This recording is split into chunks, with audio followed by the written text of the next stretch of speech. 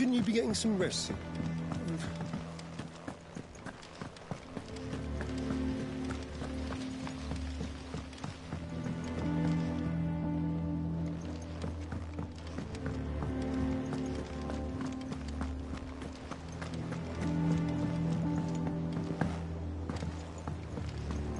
The Litlins have been up to their old tricks again. Do you have a moment, Sid? A team of curse breakers has gone missing near Northreach. Which team? Coles. They were sent to liberate a carriage of bearers before they could be smuggled to market. They were moving in for their assault when the carriage was attacked by goblins. A curse breaker managed to release a Stolas amid the confusion, but... this was days ago. They should be back by now, but I've heard nothing from any of them. I can't help but worry that... They know the work is dangerous. But I'm sure they're fine. But what if I've got them all killed?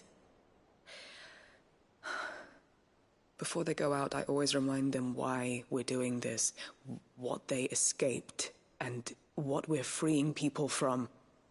But I never really thought how my words might affect them. What risks they might take because of the things I've said. I'll go and find them. Thank you.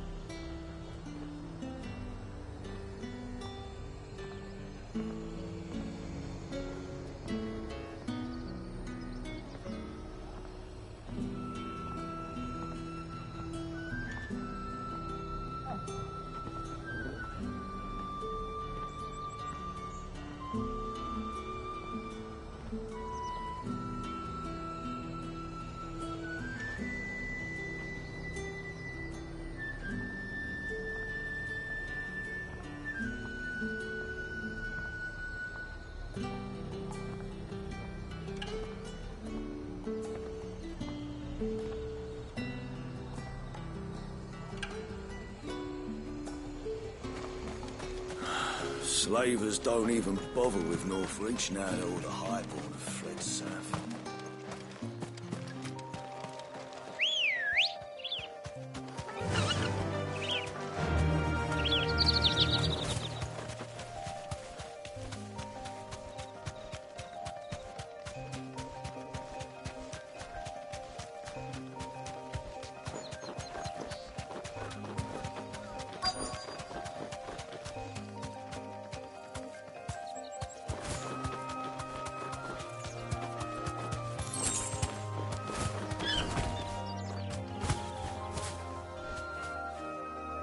Thanks, Gal.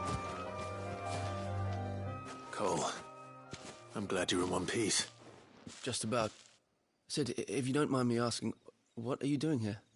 Doris sent me to find you. She hasn't heard anything since the attack. She's been worried about you. I sent a runner to the Dame in Northreach. The Hideaway should have learned of our survival yesterday. Well, I'm here now. And it looks like you freed the bearers. Only some. The rest locked themselves in the slaver's carriage rather than fleeing when they had the chance. I want to help them, Sid. But we're barely in any state to protect those few we did save. You made the right decision. Now where's the carriage? The goblins may still be out there. You have duties to attend to here. See to the injured.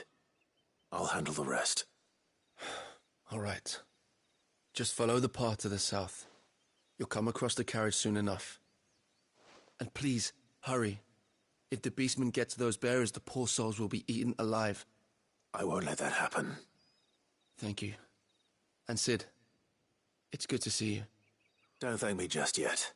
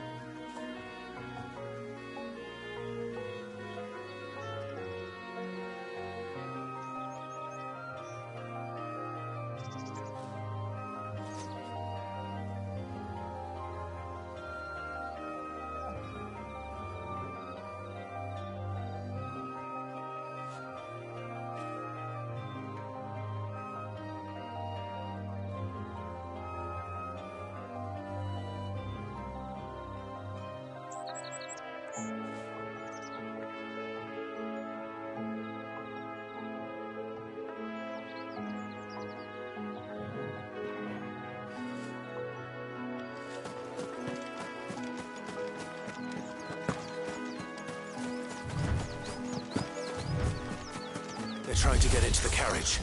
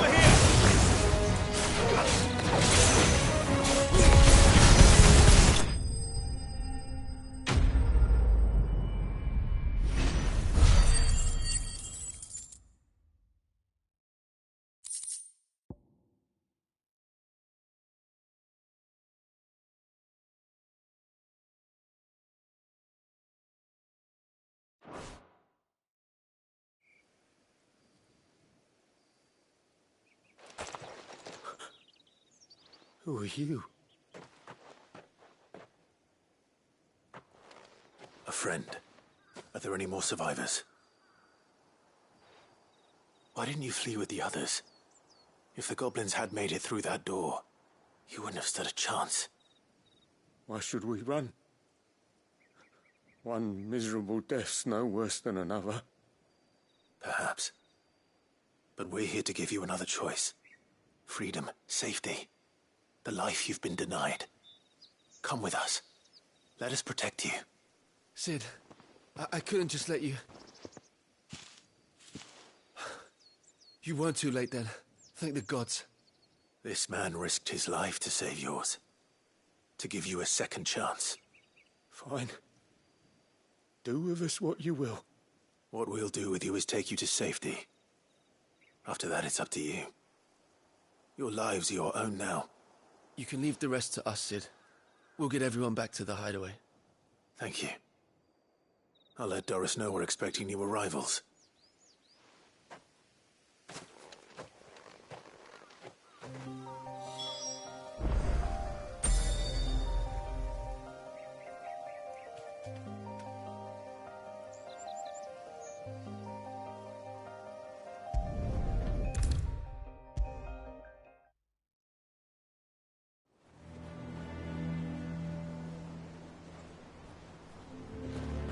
Cid, if I'd just waited a little longer, I might have been able to deal with things myself.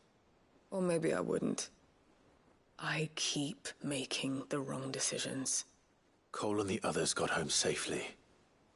You made exactly the right decision. No, I was lucky. I've been tracking that slaver for months, and then I sent Cole and you after them woefully unprepared. What kind of leader sends people into danger without considering all the risks? I should have urged greater caution, told Cole to be wary, to pull back at the first sign of trouble. We swore the same oath as you, Doris. It's good to see you safe and well, Cole. I'm sorry. With all due respect, we Cursebreakers don't risk our lives because you commanded of us. We risk them because we believe in our cause. No one with doubts ever joins our ranks. The agony of removing the brand more than sees to that. We all know how much bravery that takes. Cole, I never doubted your courage.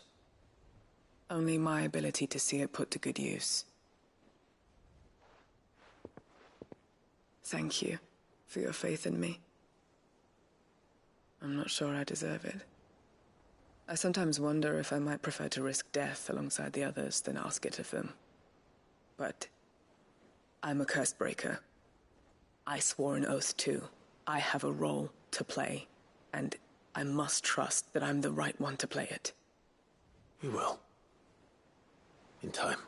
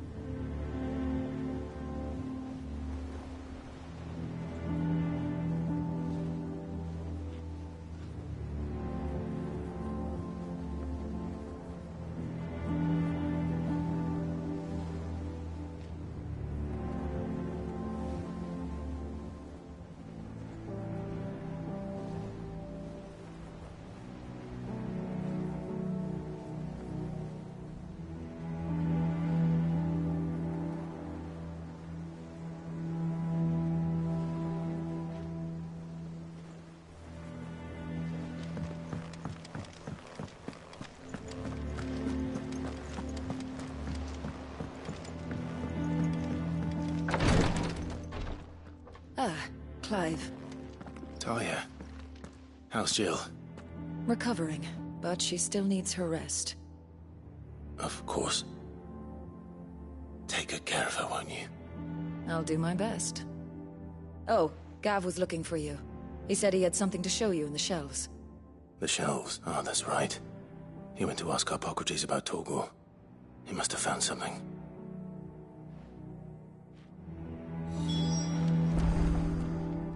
You have the look of a man with the twins upon his shoulders, Rodrigue. Talia has tasked me with removing a Cursebreaker's brand. But it's my first time, and I don't think I can do it. I'm afraid of what happens if I fail. You survived, I know, but there as many die as recover. Is it really worth the risk? You don't need me to answer that.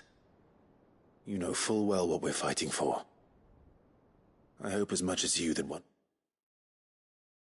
day bearers can walk among others as equals. But until that day, a brand is a burden, and we must lift that burden in order to go undetected. The operation may be dangerous, but it's also essential, and we undergo it willingly.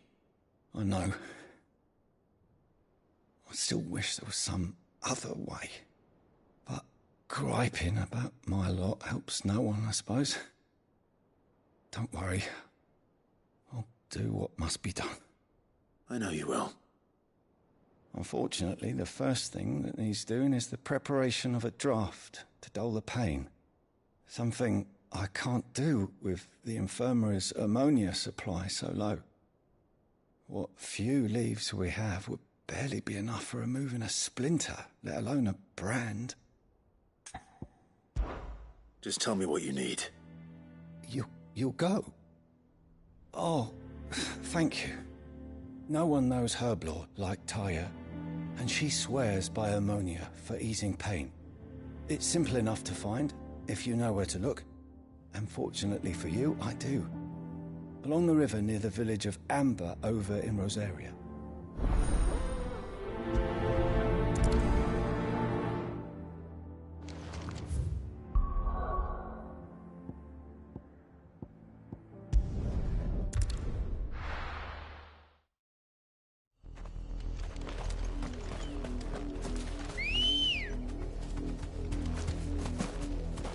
Ready, go?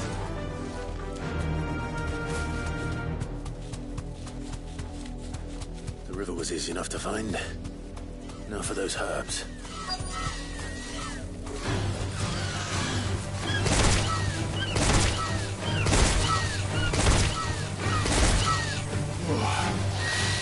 Straight home now.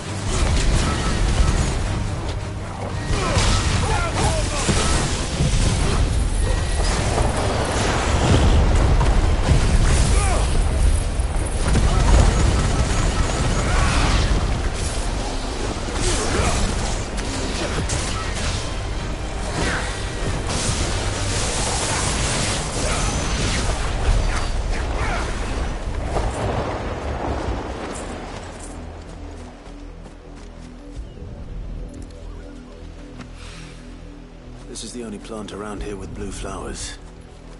I hope it's the right one.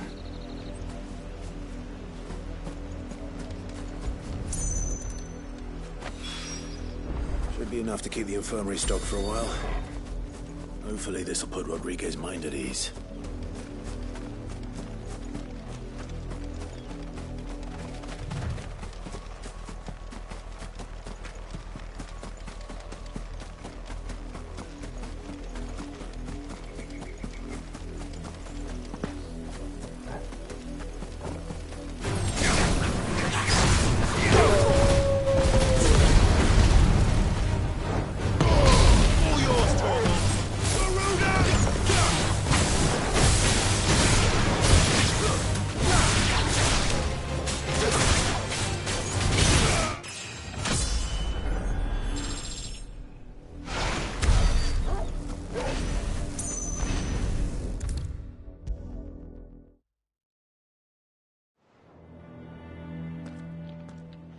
I hope you didn't have too much trouble finding the ammonia.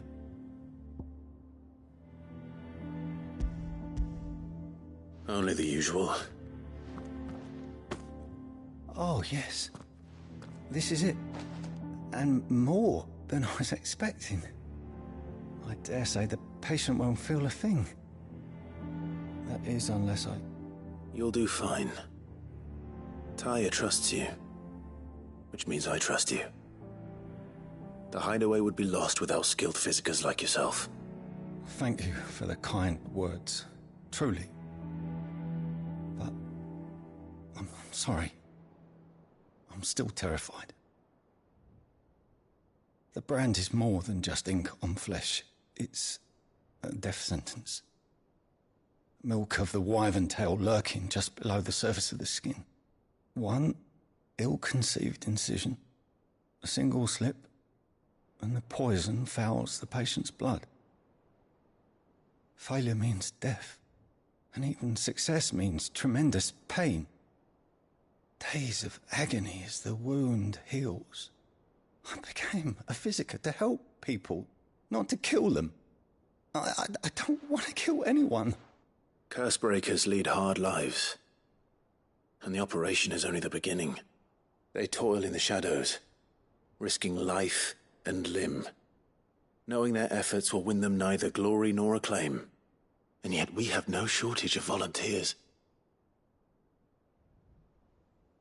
The day I decided that I would take Sid's name was the same day Talia took my brand.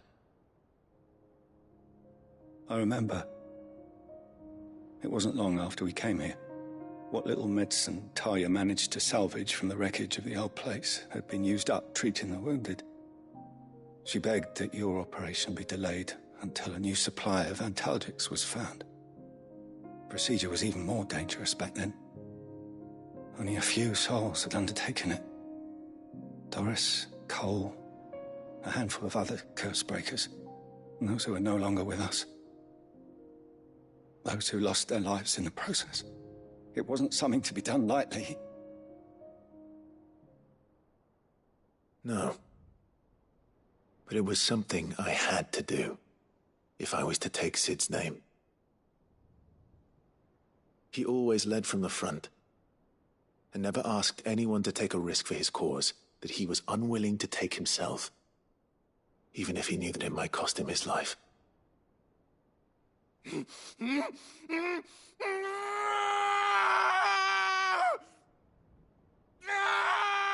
Hold still, Clive! Hold still!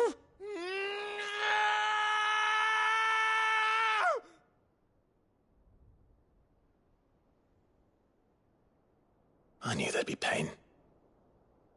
That I might not survive. And I was afraid.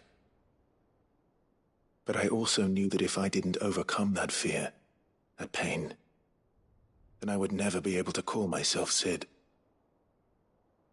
I didn't know. We all want our brands removed.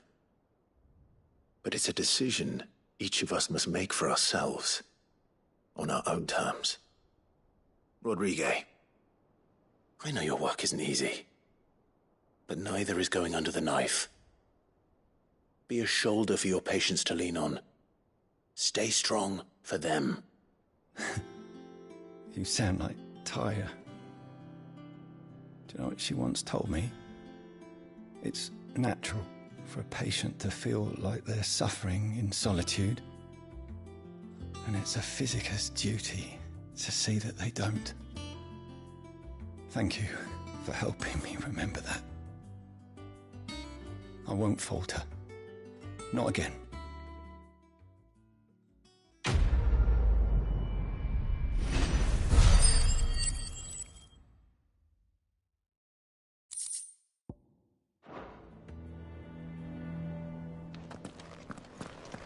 Damn the bastard who thought to mix branding ink with the foulest poison known to man. Since then, bearers have only ever had two choices. Court the crystal's curse in service of their masters, or defy the brand and suffer the wyvern's wrath. Either way, it's an agonizing death.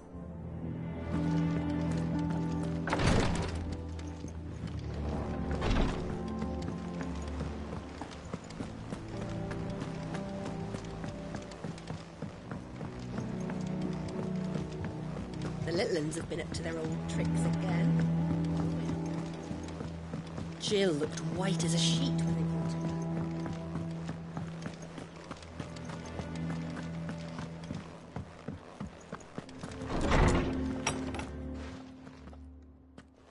Clive, where have you been?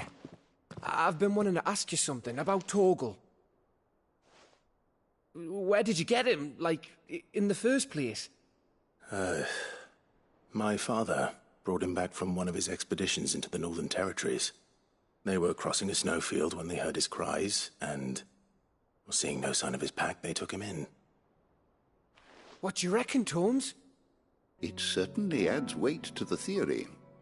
Clive, I believe that Torgal may be no mere hound, but a rare frostwolf, an animal native to the far northern reaches of Valisthea.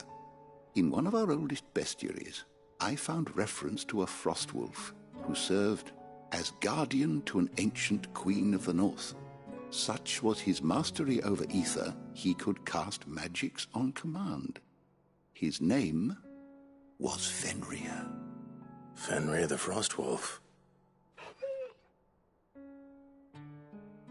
Now, the annals do not state it explicitly, but I have reason to believe this queen was a dominant of Shiva, a girl from the Northern Territories and her faithful hound.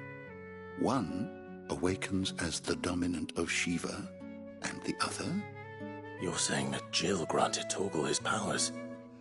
What? Just like Fenrir. People called him my hound, but Torgal and Jill were inseparable. He grew up as a faithful companion to the dominant of Shiva, and years later, his powers awakened, just when his master needed him the most. You're right. If it weren't for Torgal blasting those bastards to Kingdom Come, Jill would have been for it. Quite. Though Torgal's power is his own, his latent birthright as a Frostwolf, it had only to be unlocked. Oh, get you, Torgal! You're an even finer hound than we thought. And regarding your original concern, you need not fear for Torgal's health. Why, the beast has the appetite of a behemoth. Just this very morn, I found him with his nose buried in my nuts. There you are! I've been looking everywhere for you. Bernard's here. I need you to introduce us so we can get to work. I shan't be a moment.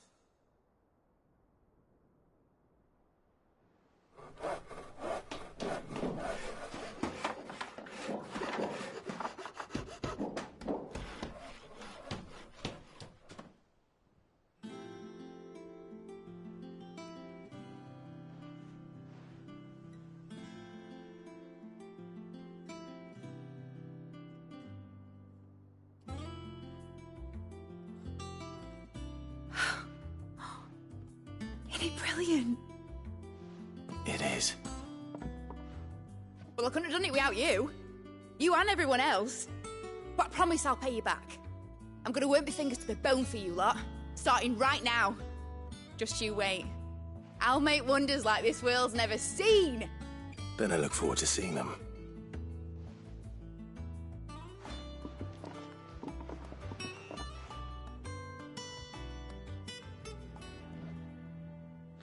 Now that that's settled, I wonder if Vivian's made any progress tracking down Kupka.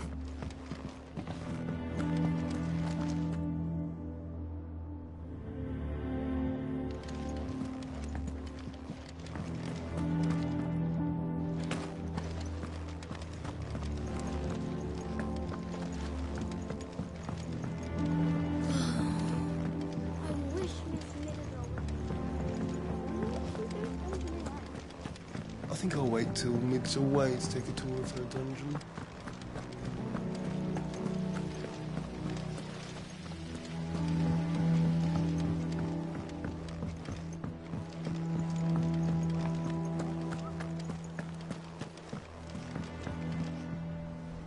How goes the hunt for Kupka? Largely in circles. We have myriad sightings of strange soldiers in unexpected places, but nothing definitive as yet. If only we knew for certain by what route he left Rosalith. Well, keep at it. If anyone can piece this puzzle together, it's you. And I'm willing to wait as long as it takes.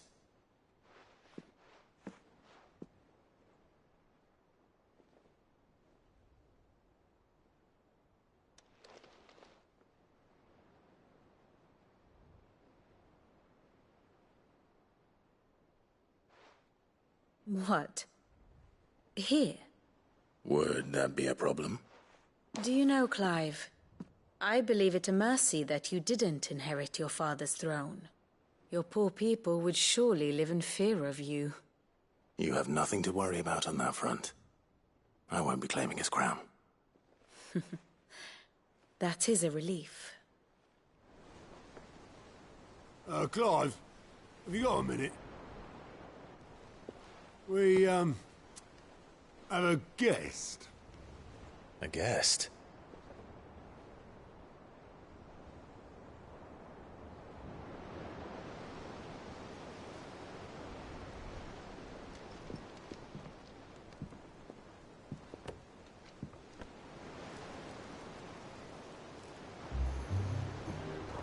For your trouble. It was a pleasure, in hindsight.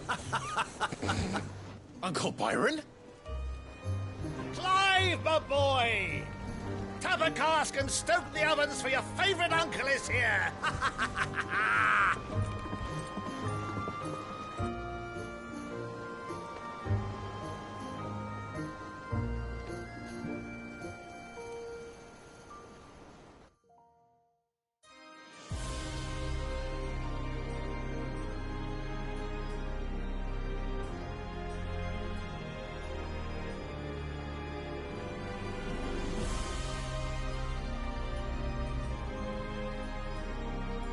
The Dhalmekian government sues for peace.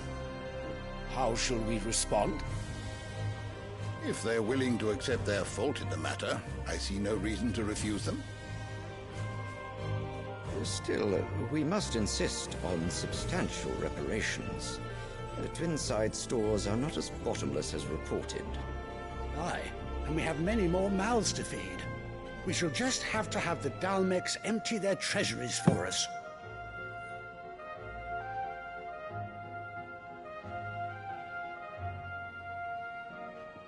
Of course, none of this would have been possible without your timely intervention, Prince Olivier. Indeed, I doubt any of us would have had the courage to trade words with the mighty Titan, nor less the wit to win him over. The Empire owes you a great debt. May the blessing of the crystals go with you, Your Highness. May the blessing of the crystals go with you. Very good.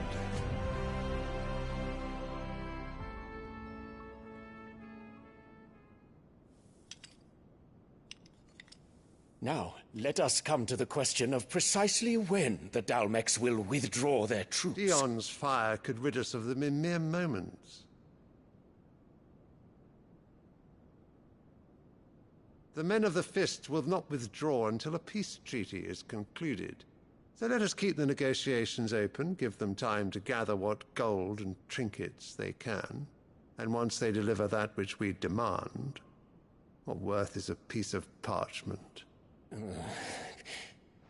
Your Radiance, were Prince Dion to take the field, the enemy would surely send their own dominant to meet him. And while His Highness would of course prevail, there would be heavy losses on both. You need not fear Hugo Kupka. He is engaged on the Western Front. Even were the Dalmecs to send for him, he would not arrive in time.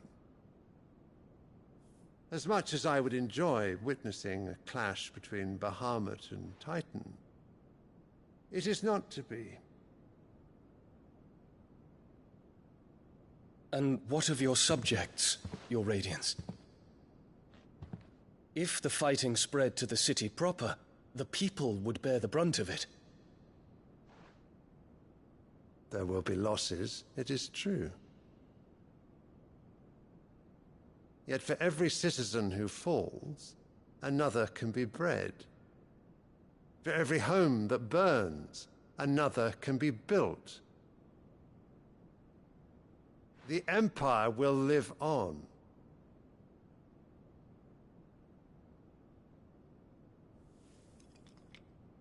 Dion? Yes, sire.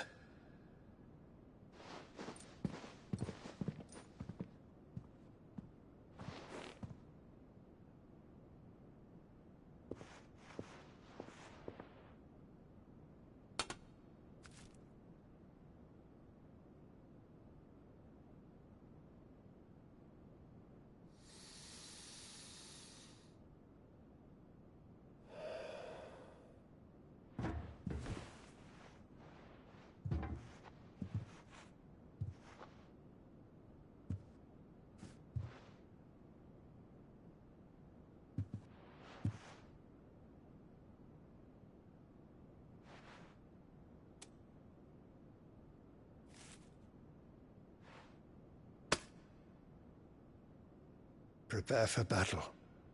But sire... Do not make me repeat myself. Return to your camp and await my orders.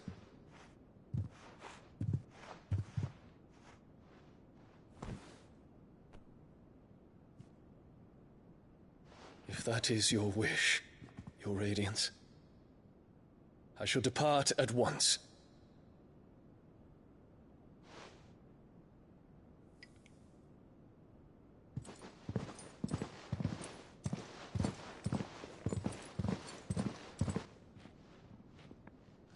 May Gregor forgive you.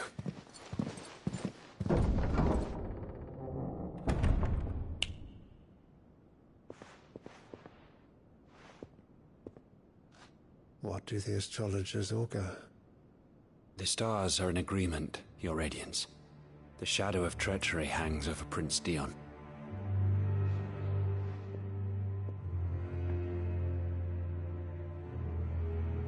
So Annabella's tales were true. You disappoint me, Dion.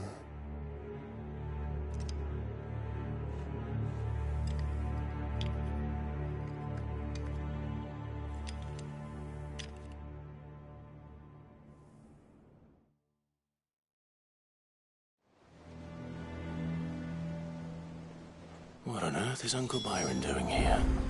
Only one way to find out.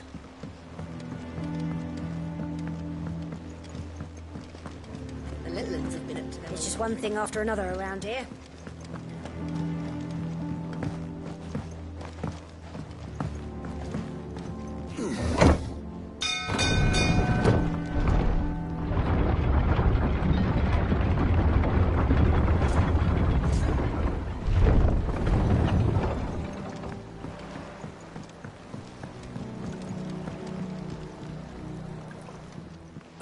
My dear nephew, how I've missed you. How did you find this place, Uncle? Through the good offices of young Sir Wade. He really is the most helpful fellow. As are you, I hear. The Guardians and those they freed tell the most outlandish tales of your heroics in Rosalith. Which is why I came, to learn the full truth of the matter. Sort the fact from the fiction, so to speak. You were working with the Guardians of the Flame to evacuate the people of Rosalith to Port Isolde. I was, aye.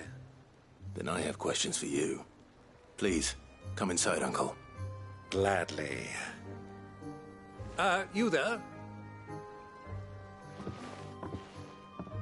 There are 2,000 gold talents in those chests. See that they're added to my nephew's coffers, would you?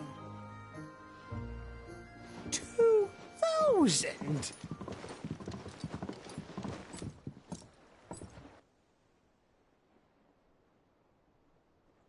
And I'm afraid that is all I know. A fleet sailing south past Port Isolde. Most intriguing. Forgive me for not being able to tell you more. I hadn't the faintest idea Kupka withdrew wounded from Rosalith. Still less that my own nephew dealt the decisive blow. What do you think, Vivian?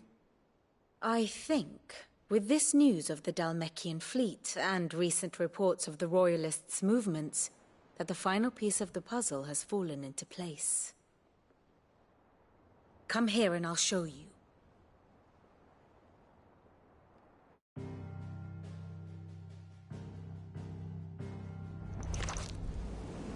It is known that Kupka's forces entered Rosaria via its unguarded coast. So can the same be said of your visitors from Waloed? Certainly her Royal Navy is famed for the efficiency with which it bears her knights from one battlefield to the next. And in the Einherjar, or Black Galleon, she boasts a vessel nigh as swift and every bit as feared as the kingdom's legendary cavalry. A fitting flagship for a land apart, her naval presence being crucial to her ambitions beyond Ash. Yes, it seems safe to assume that the Royalists did indeed enter Rosaria from the sea.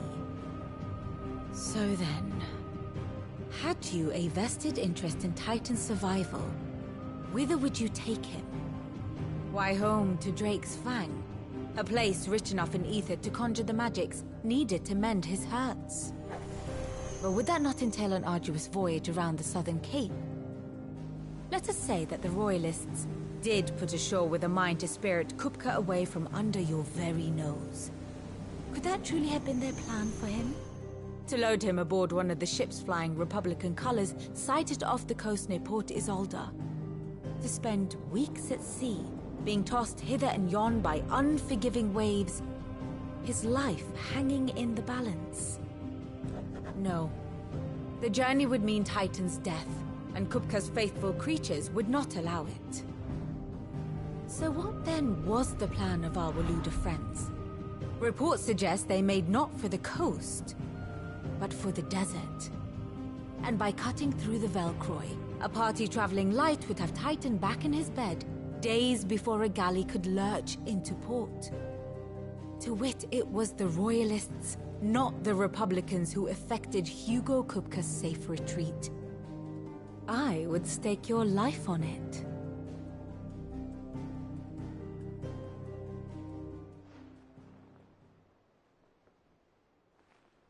So it was the Waludas who spirited the wretch away. Now I think about it, there was something a little strange about the ships I saw. The men seemed almost crestfallen, as if in mourning, as if they believed, or were made to believe, that their master was dead. You have a keen mind, Lord Rosfield. And you have your answer. To find Kupka, you have merely to follow the Royalist trail across the Velcroy. It may well have gone cold by now, but as they say in the Republic, all roads lead to Drake's Fang. Allow me to accompany you part of the way. As luck would have it, I had intended to journey Candlewood on business after visiting you here. The Fang would be but a short detour. I'd be glad of the company. Give me a moment to make ready. I need to tell my friends what we've learned, and where we're going. Very well, but be quick about it, my boy. Time waits for no man.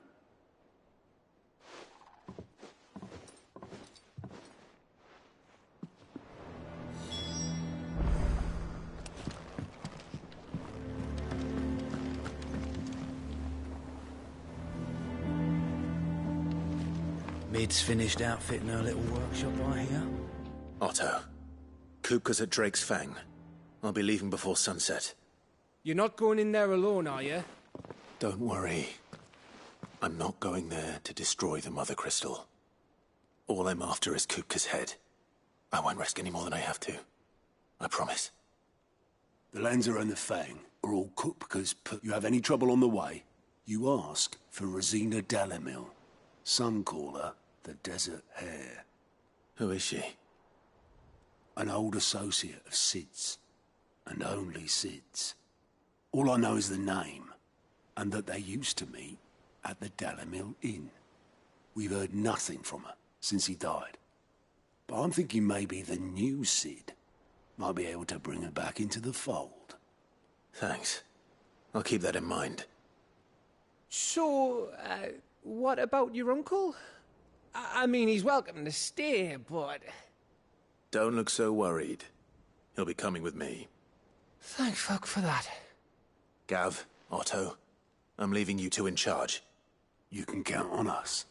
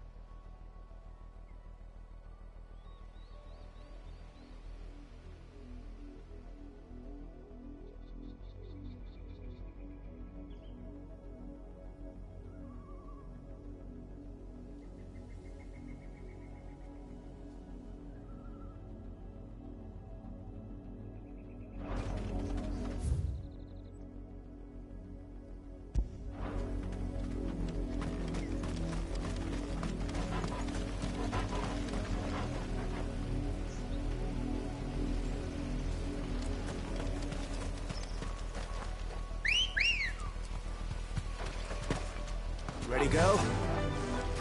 Yeah!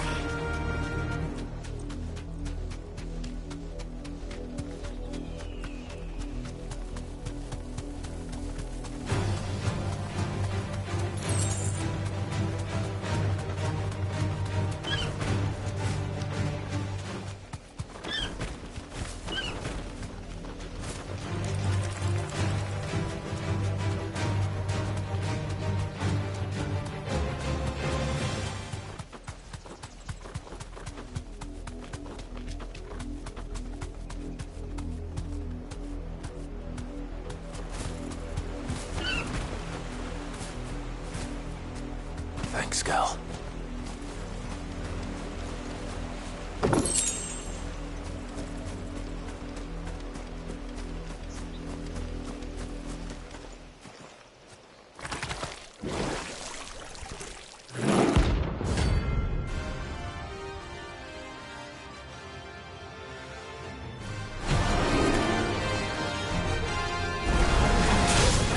Take us unawares, Tilly. All yours, Tom.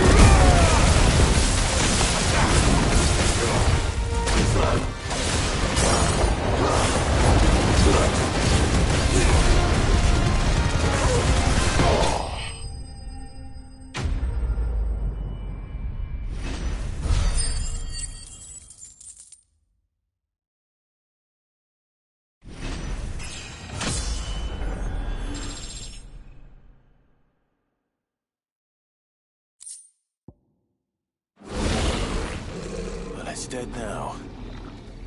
Whatever it was.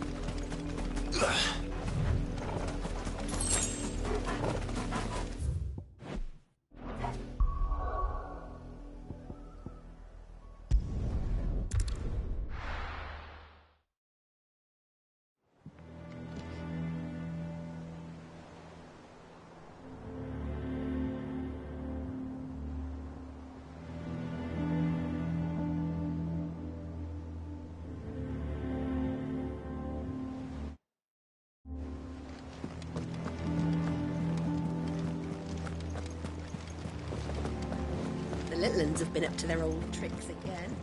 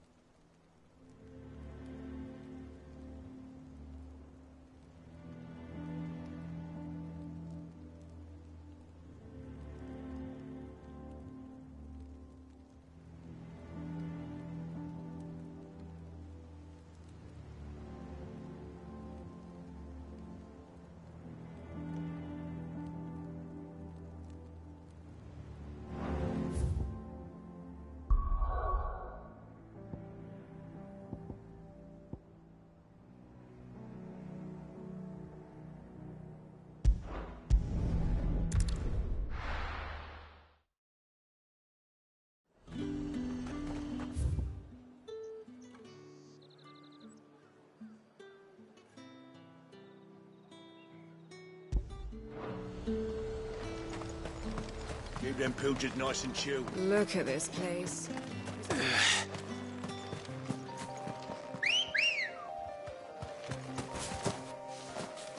Let's go.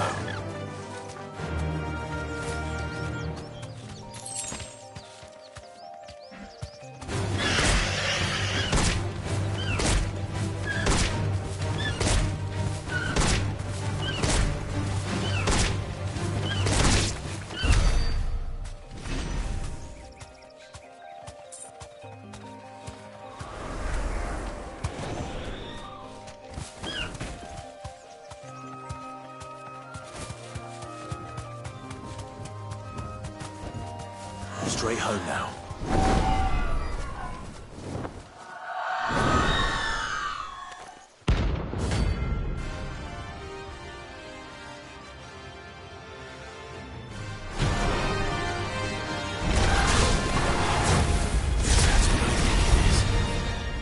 This isn't gonna be easy.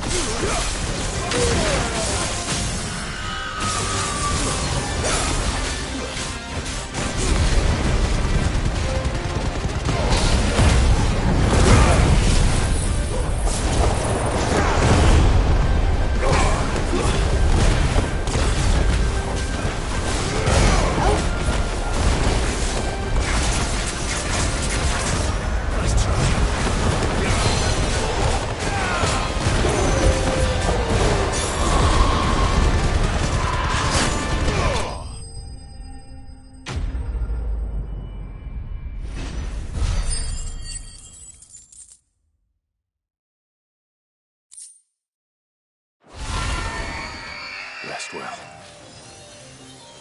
I know I will.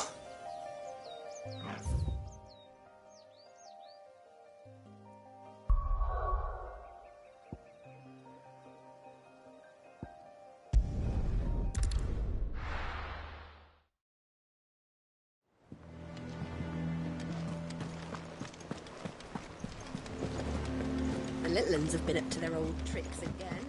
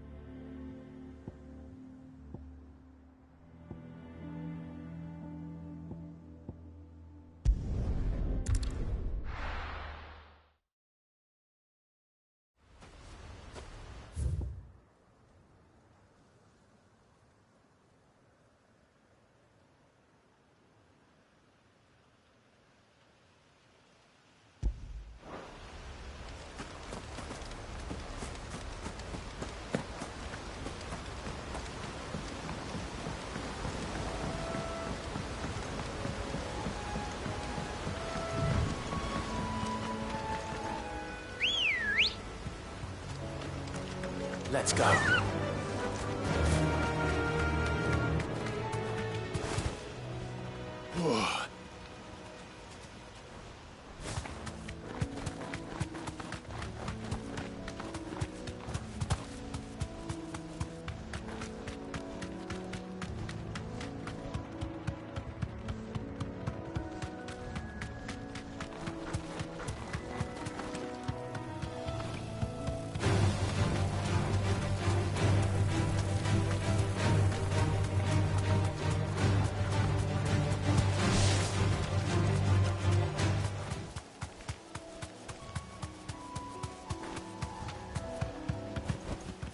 No need to ride from here. Ambrosia won't help me here.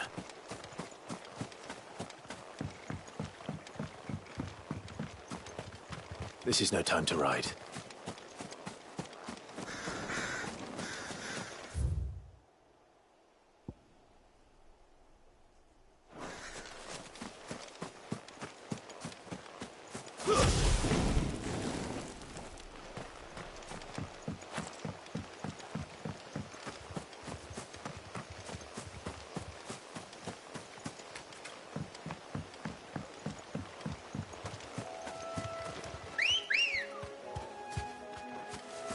Good girl.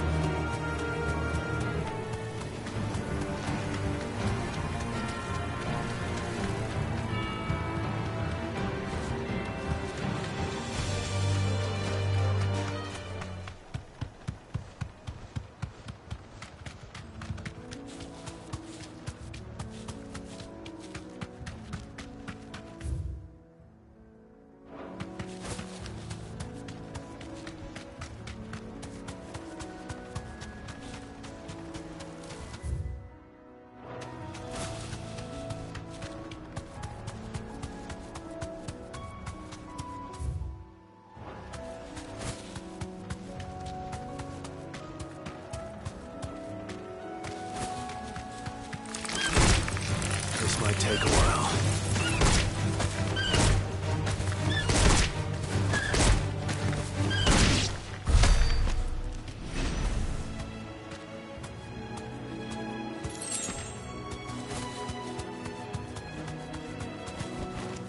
Be safe.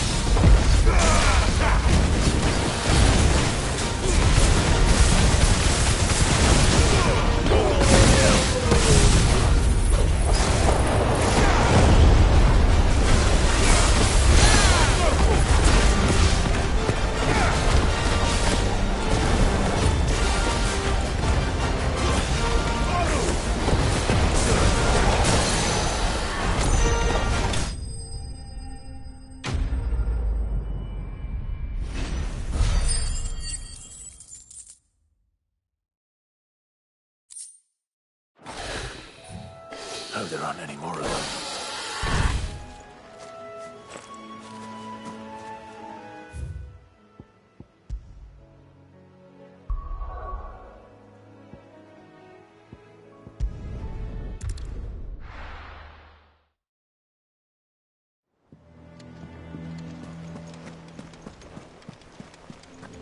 The little uns have been up to their old tricks again.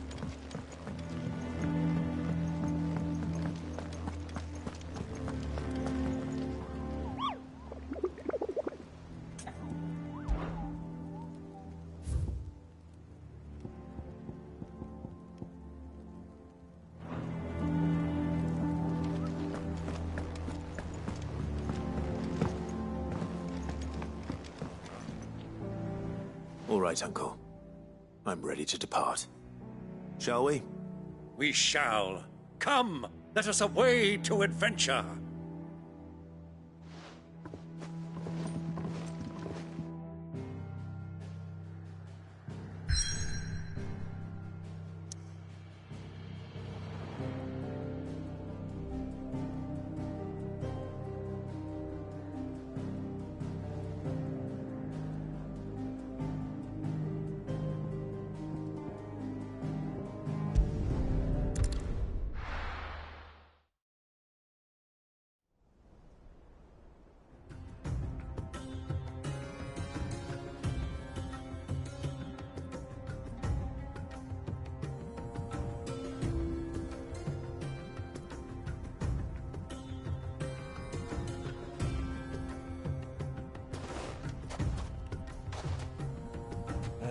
I was a young man when last I walked this path.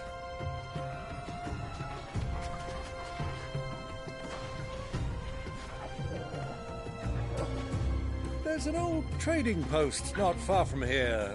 The road to Drake's Fang leads through it. The trading post it is.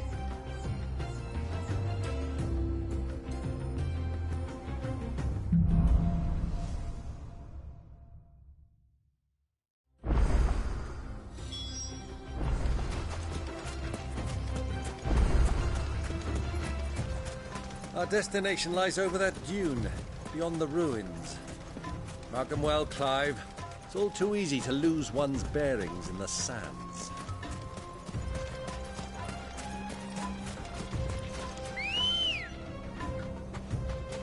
Good girl.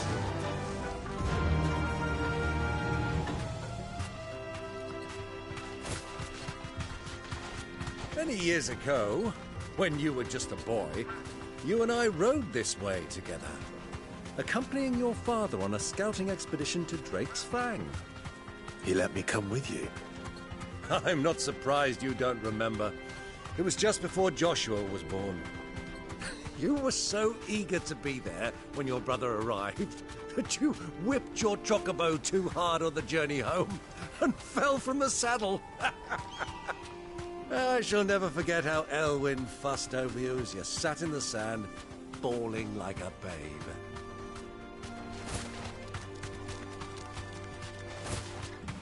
Who do you think those soldiers were in the inn?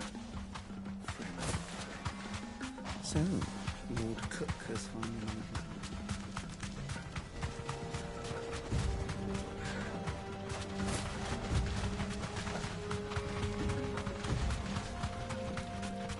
Ah, there she is. The good old Dalamil Inn. Do you know, this heat has given me quite a thirst. Quick drink before we press on?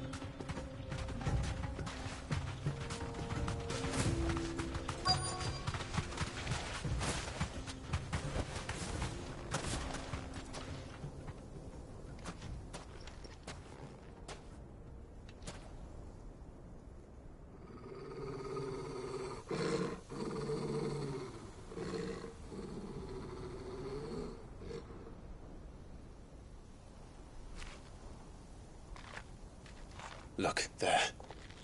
Those are Ashen steeds. No doubt about it. And such a long ride from Stonehere. Our Waluda friends must be soothing their saddle sores in the inn. Shall we join them?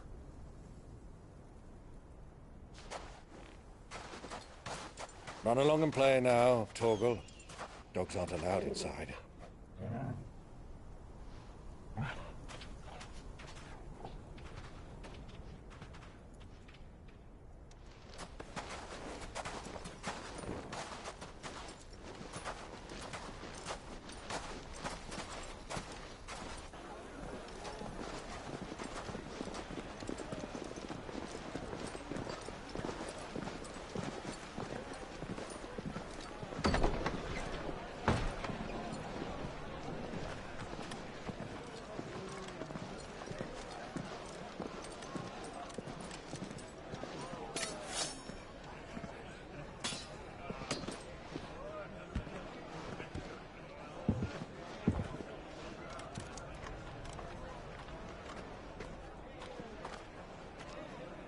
Good day to you. Eating?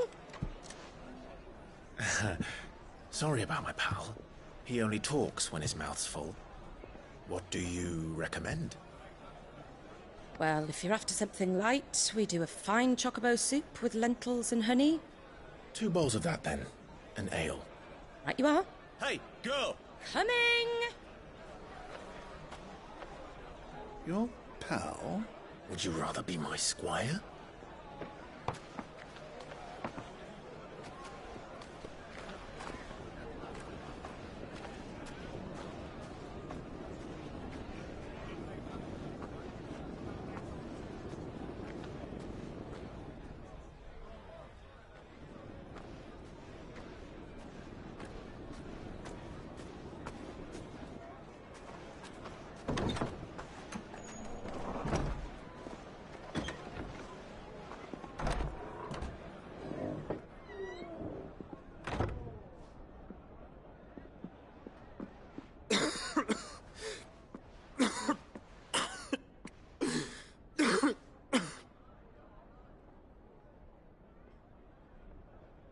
Your Grace.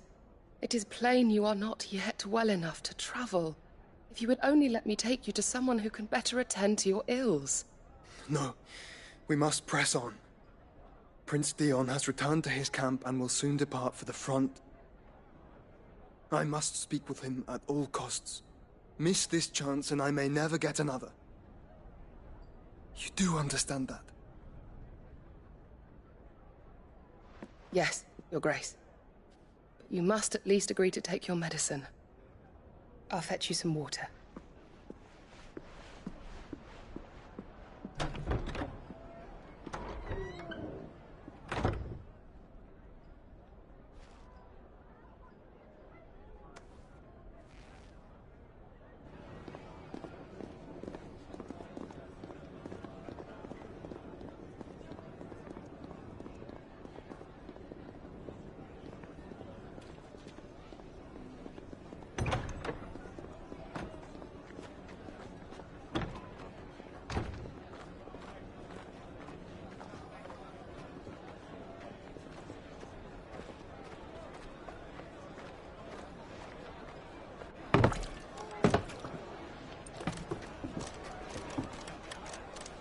Keep watch, they tell us.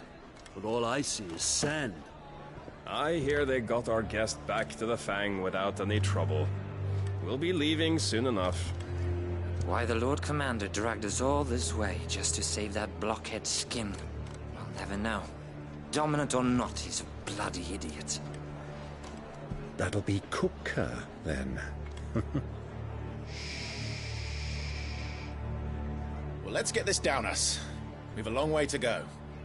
Hey, you!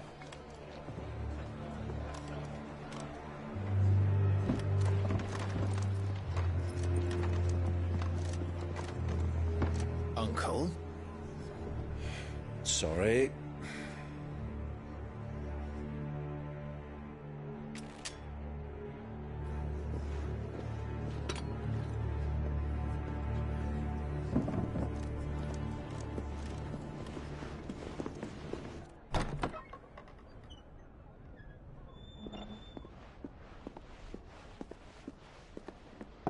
Can you walk, Your Grace? What's wrong? I fear trouble may be brewing downstairs.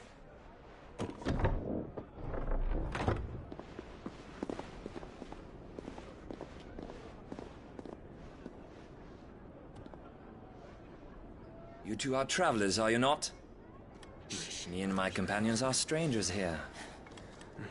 Perhaps you'd be good enough to accompany us a while. Help us find our way. Sorry, lads, but we've got business in Camber that can't wait. Ah, I'm sure you could spare us an hour or two. Come on. Friend.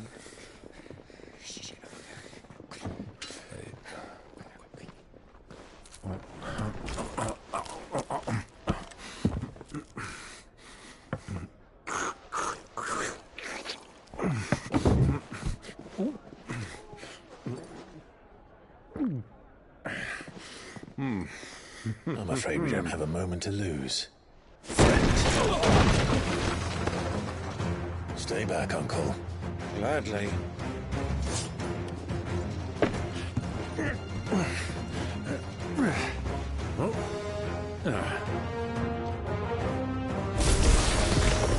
Diablo, take him! Try it.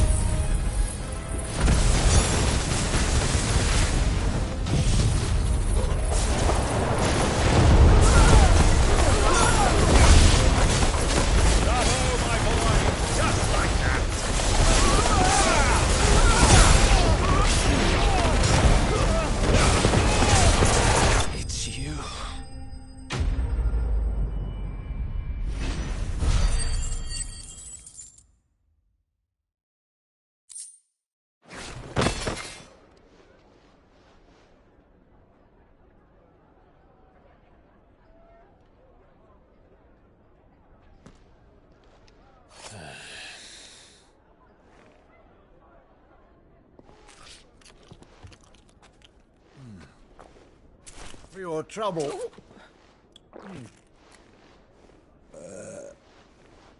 Word of advice, miss. That soup could do with a touch more salt.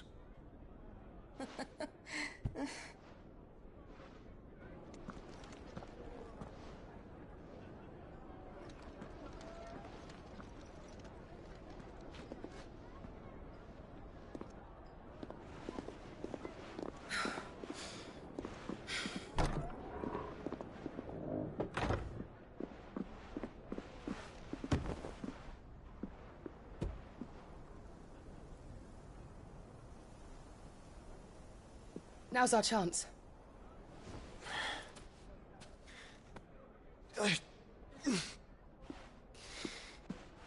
Your Grace? I'm fine.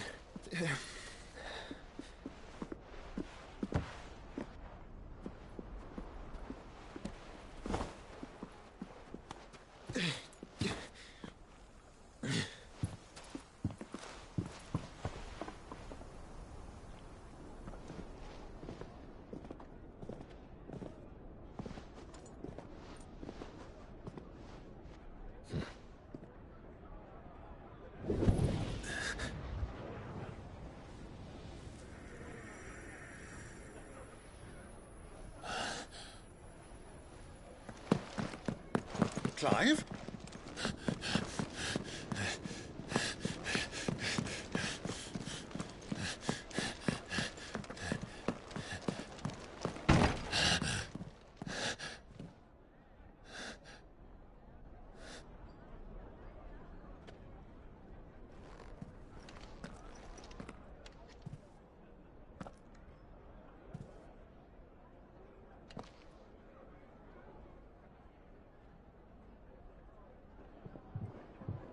What is it now?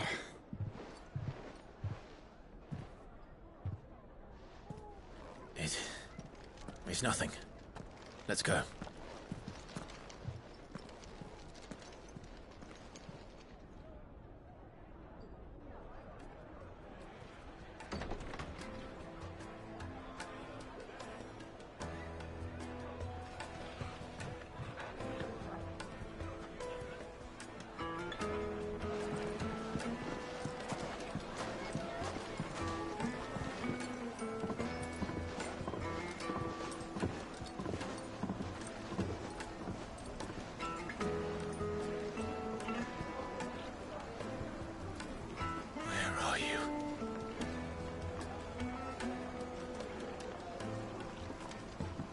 Well, we didn't know where to find Kupka before.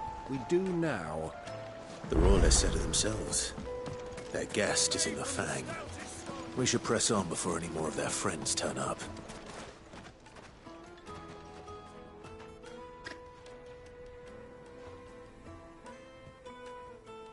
Ah, they've closed the road.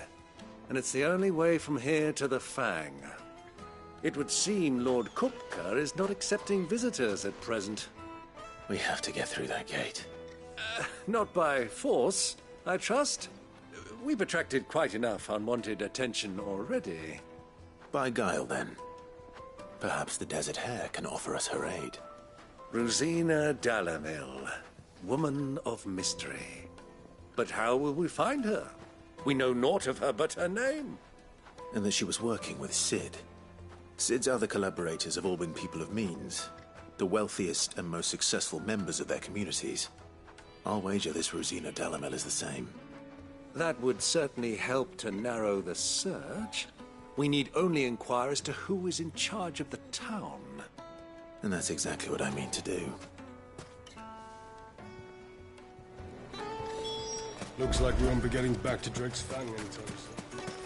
Well, it's not like we've got to read. The gate is closed by order of Lord Kupka. Any attempt to gain passage to Drake's Fang will be punished with arrest and incarceration. Are you looking for something in particular?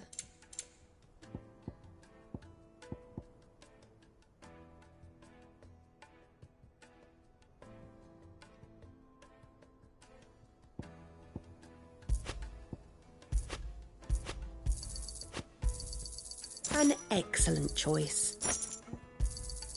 Here you are. I doubt you can carry any more.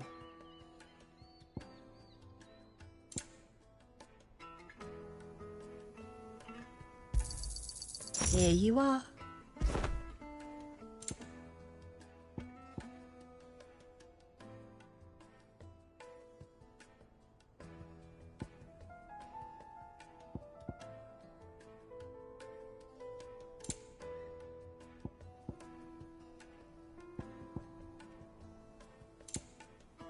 Fare you well. How's a trader expected to make a living if they close the roads without so much as a by your leave? Light it, for Gilbert's sake. Bear heart. Anything I can help you with, travellers? Allow me. My good man, we represent one of the oldest and greatest trading houses of Port Isolde. We're seeking to expand our business in the region and would very much like to make the acquaintance of Dalimil's leading entrepreneurs. If only we knew where to find them. Well, we're best known for our baths, our markets, and our smithies. I suppose you could do worse than start your search at one of those. Thank you. You've been most helpful. Oh, you wouldn't happen to know a lady by the name of Rosina Dalimil, would you? No. I can't say I do. Well, thank you all the same.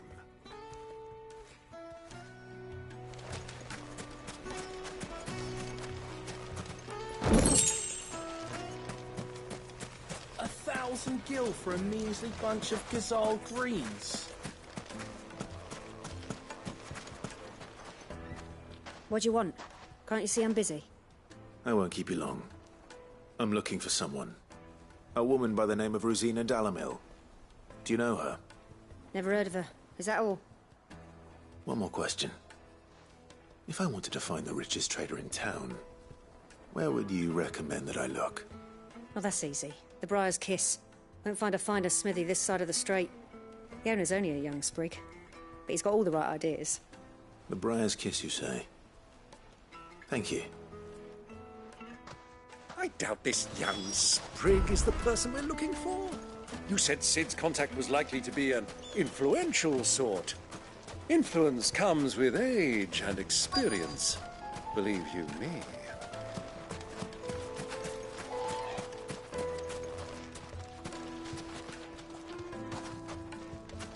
Mummy, I want to play with the crystal. How many times do I have to tell you? It's not a toy. Can I help you?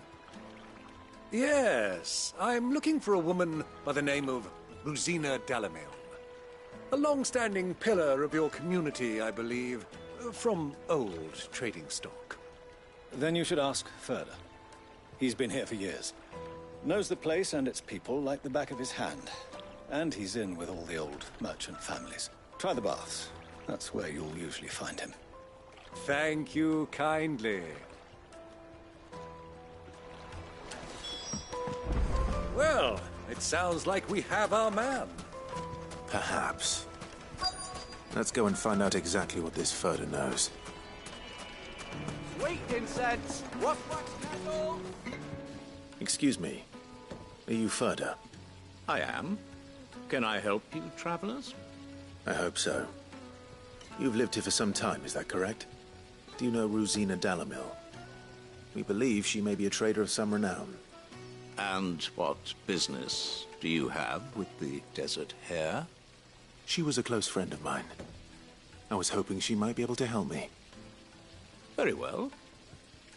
Go to the Bordello. I'll arrange an introduction.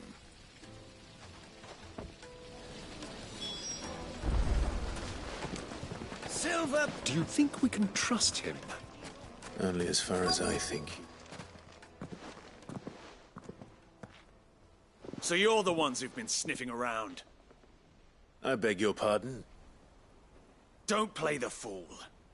Stick your nose in our business and you're likely to lose it.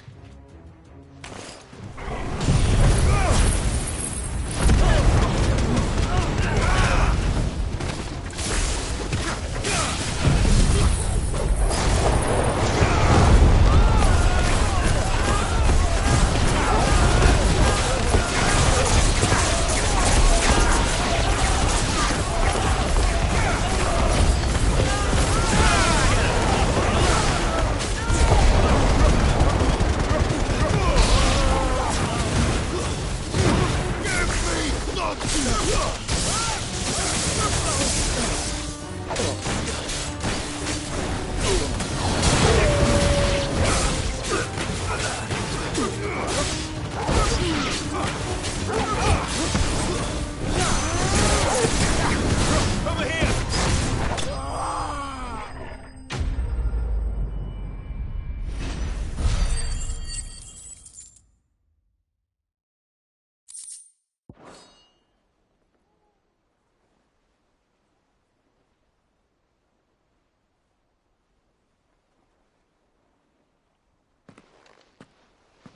Who are you working for? Him or her?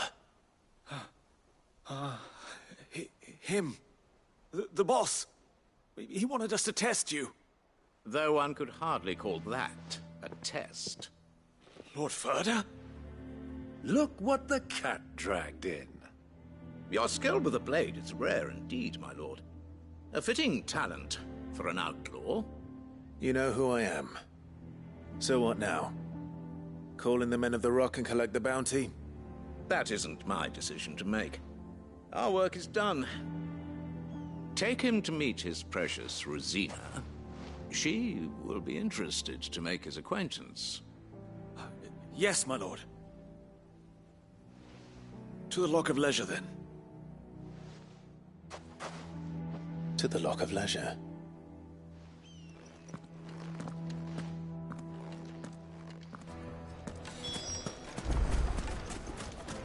Plates and pots! Kneaded to a silken softness. Like eating a cloud with a crust. Take a sniff, good sir. The finest fabric!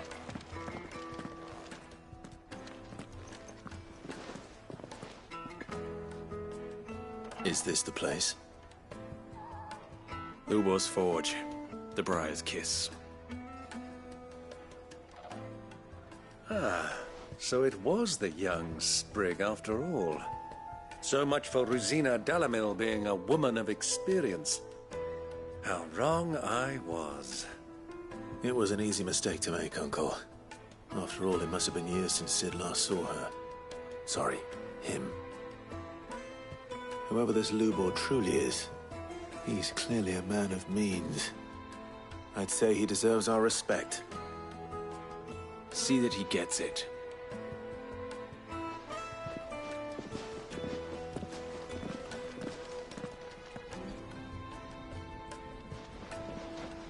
Lubor, Lord Ferda told me to bring them to you.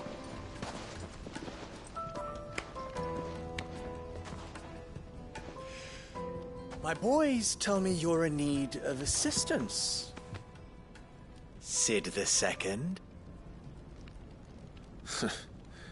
I won't waste your time. I need passage through the south gate.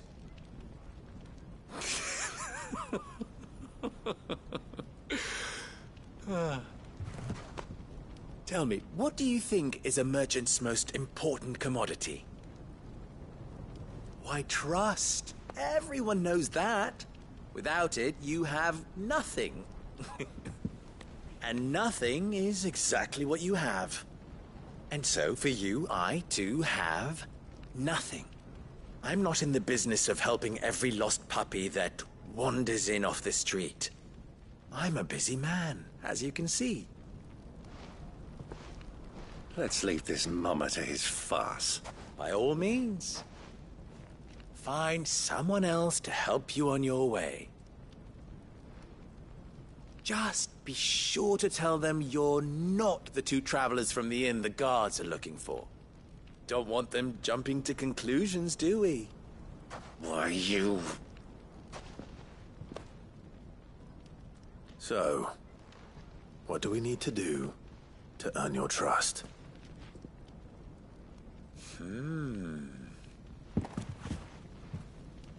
I like this one.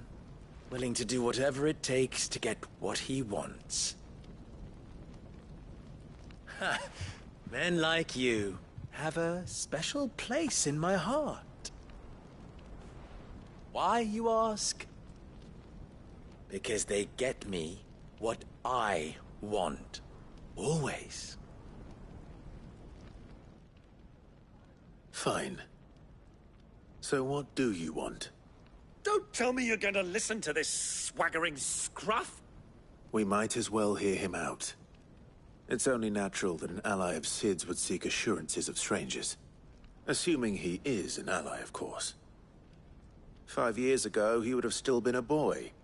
And yet even then I had more good sense than a man... oh, 5 times my age?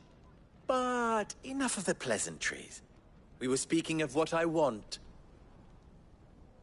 I want you to put an end to the trouble in Dalimil. Return to me when you have done so, and you shall have my aid. Until then, I bid you good day. What trouble? If you're going to give us orders, be clear about them, damn you! Manners, Greybeard. One catches more damselflies with honey than with vinegar. What?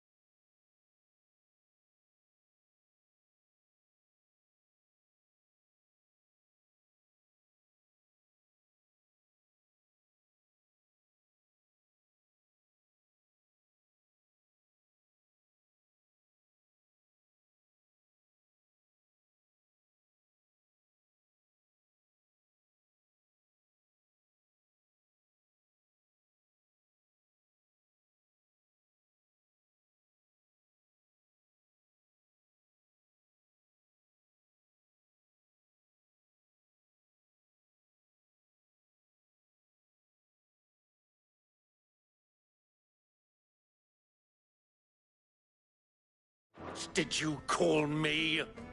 My apologies. A word of advice in recompense. Follow the crystals. Oh, but that was 3. Oh, I'm making this too easy for you. Ha! It will be easy. Solving his little riddle should be like dealing with him. Child's play. Let us divide our forces, Clive. I'd rather not drag this parlor game on any longer than we need to. All right. Good luck, Uncle.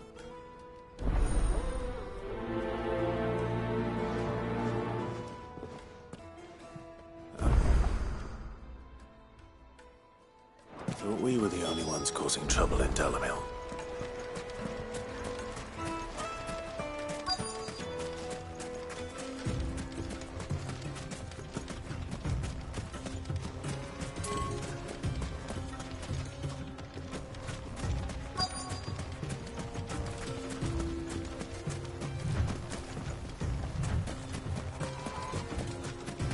You rest, girl. You found it.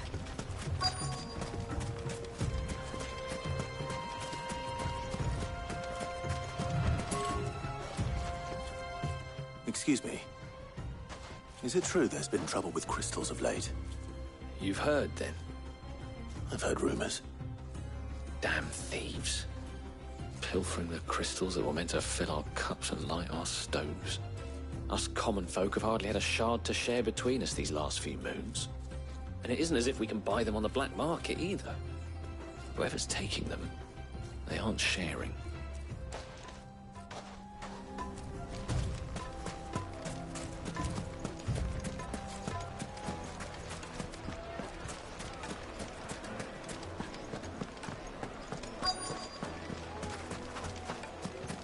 Fresh bread, warm from the oven. You wouldn't believe how much he gave me. What can I do for you, soldier? Need that sword polishing? I'm not a soldier. Ugh, then be off with you. I serve the Men of the Rock and the Men of the Rock only. You have an agreement with them? Don't be stupid. I just know which side my bread is buttered. Don't want to be stuck under some pauper when they come knocking. No, just leave, will you? Before you scare them off. Do you think they'll be back to me? The most fragrant herbs and spices.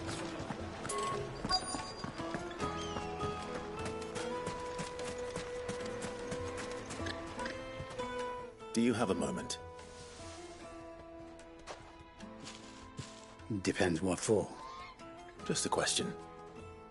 Dalamil seems to be thriving compared to the other villages I came through on the way.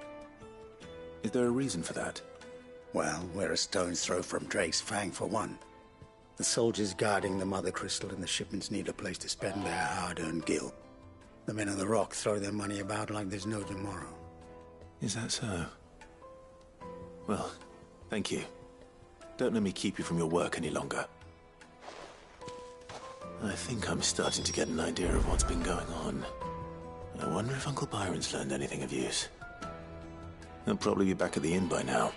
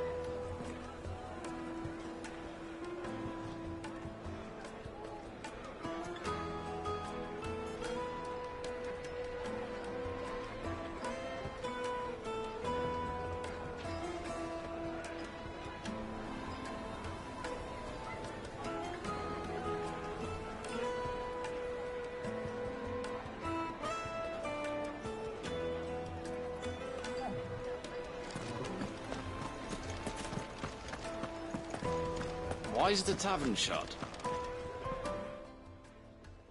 It's you, the one who broke all our furniture. What do you want? Haven't you caused enough trouble already? I'm looking for my pal. Have you seen him? The gentleman who was with you? Yes, he's upstairs, but... Thank you. I'll go and fetch him.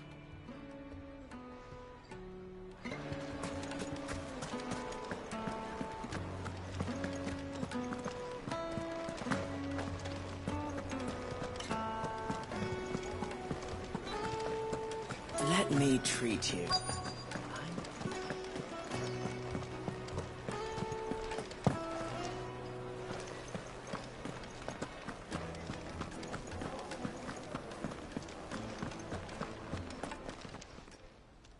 Huh?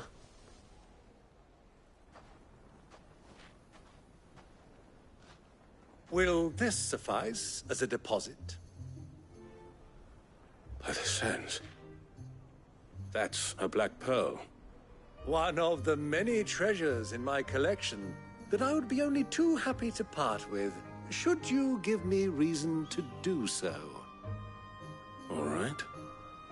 I'm sure that we can come to an agreement, but not here. What are you doing, Uncle?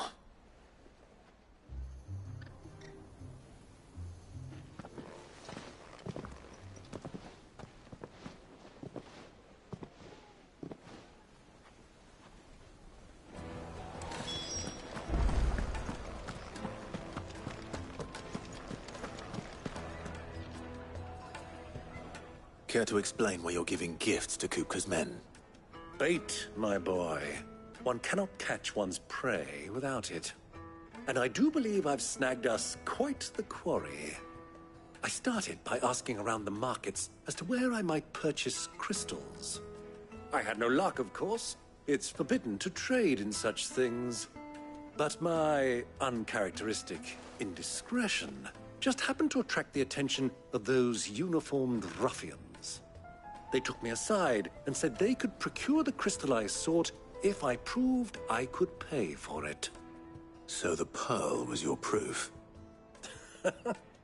I thought they'd ask for more. A second-rate specimen like that would only fetch 500,000 or so. A small price to pay for admittance to the underworld. But enough about my little act of subterfuge. What did you discover? That the supply of crystals has dried up of late. And some people seem to think they're being stolen.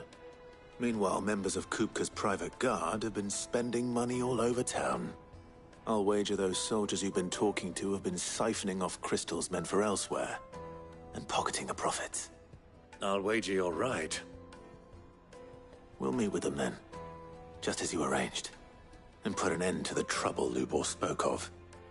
Ha! That preening popinjay thought this would be difficult. It just goes to show, one should never underestimate a Rosfield. We'll soon wipe that smirk off his face. I arranged to meet with the soldiers in a secluded corner of the Velcroy, far from prying eyes. The perfect place for a spot of double dealing. I trust I can count on your support, if things turn sour. Of course. I need a drink.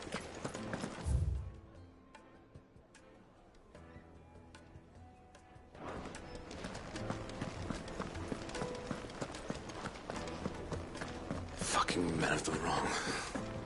Anytime they pull their snouts out of Kupka's trough is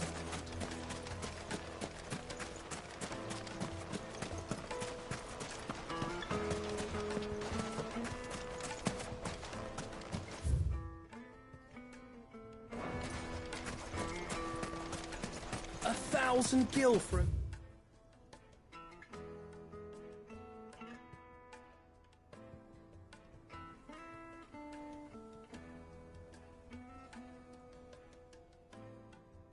Measly bunch of dissolved greens. Won't you come and play, handsome?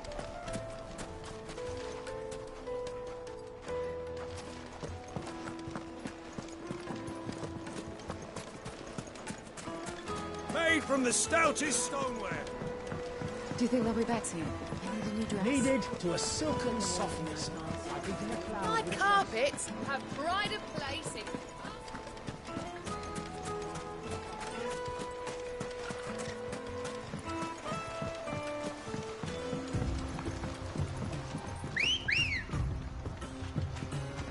Let's go.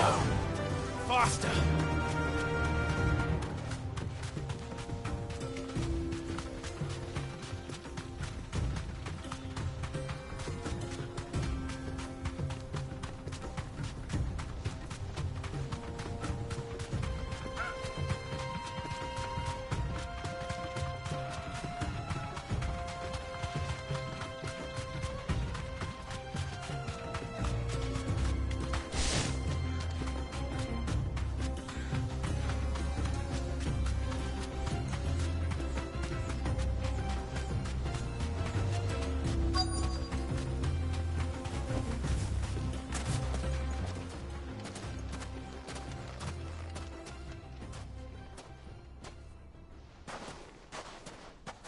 I'll take it from here.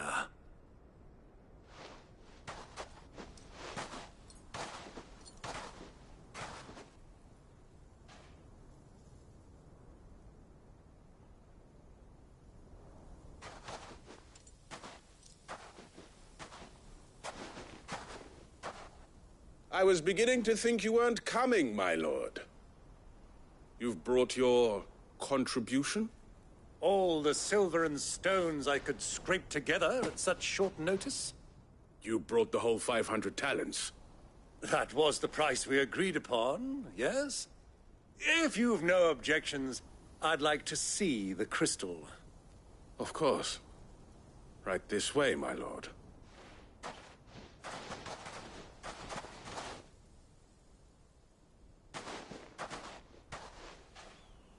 Not bad at all. You weren't lying about the clarity. But what of security? If I were to be stopped on the road, what guarantee have I that it wouldn't be seized as property of the Republic? Because these crystals are no longer the property of the Republic. You're not buying from us. You're buying from them. And we have no more jurisdiction here than you, my lord. But we have ships, and will gladly deliver to a port of your choosing, now that our price has been met. Royalists, eh? What brings you here? Why, to collect their share of Drake's Fang's blessing, of course. Our nations are allies, and so they are entitled to a portion of the Mother Crystal's bounty. And, being such good friends, we elected to increase that portion and share the benefits. And now that these crystals are officially property of the Kingdom of Waloed, we are duty-bound not to interfere, no matter where they might happen to end up next. Did you get all that? They're in cahoots! So it would seem. My lord, what is the meaning of this? Double-crossing dogs. They're not here to do business. Kill them. Kill them both!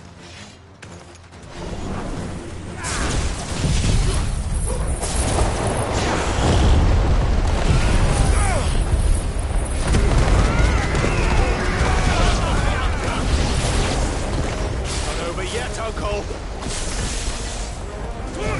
I'm just getting warmed up.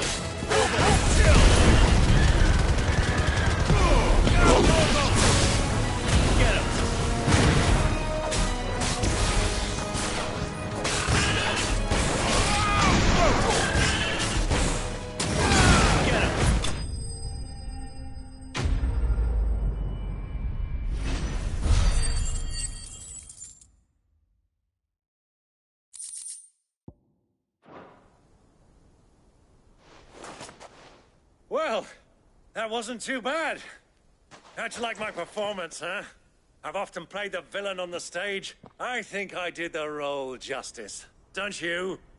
Greybeard, you were magnificent. The battle scene was particularly thrilling.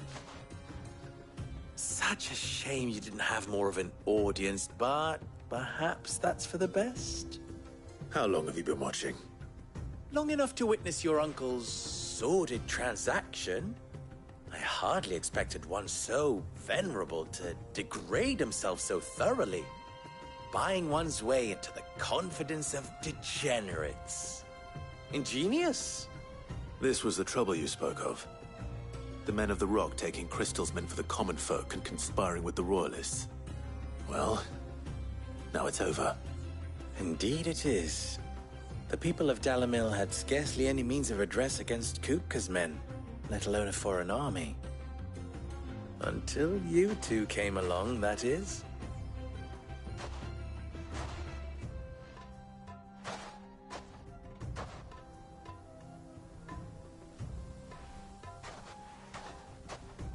Well, we'd better get these crystals back to town. You won't mind waiting with them while I fetch a wagon.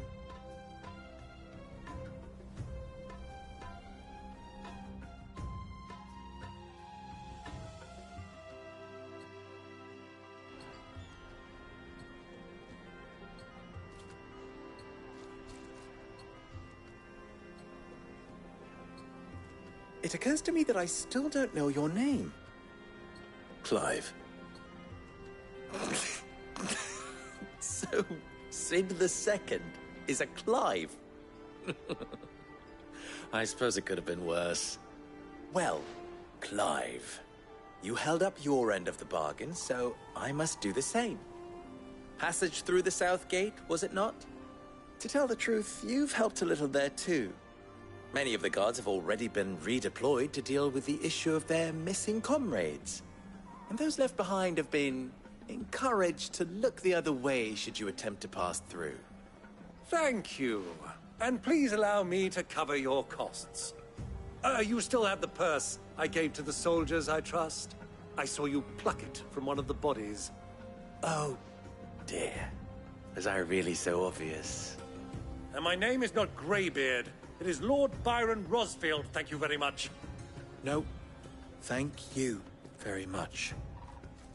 Greybeard. Double the... Ugh! Here, wear this.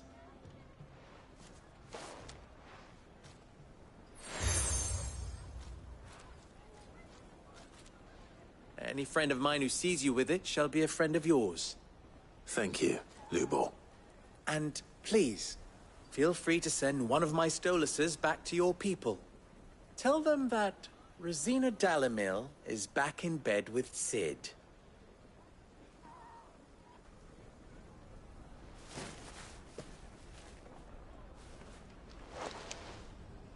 Omia Lostelan. Tuisa Achilles.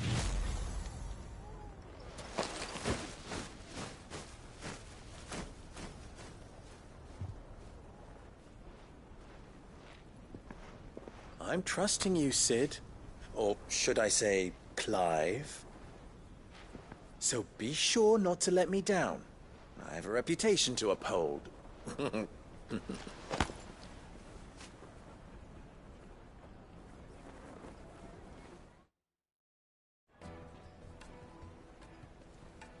Well then, I wish you a safe journey south. Thank you. Not at all. It was my pleasure. Come on, Uncle. Let's go.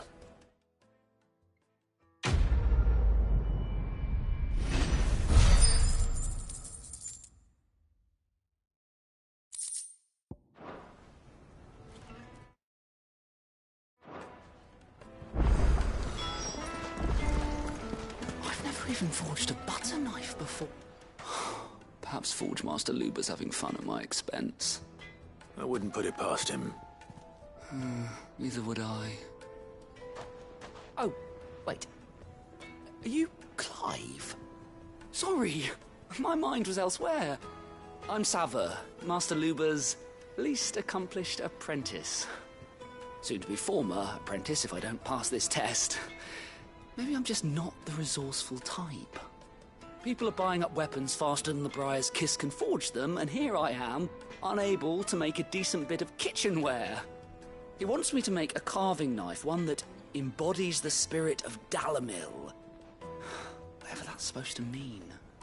I don't suppose you have any idea what he's on about, do you? I'm afraid not. Never mind. Thought I'd ask. It was that or pack my bags.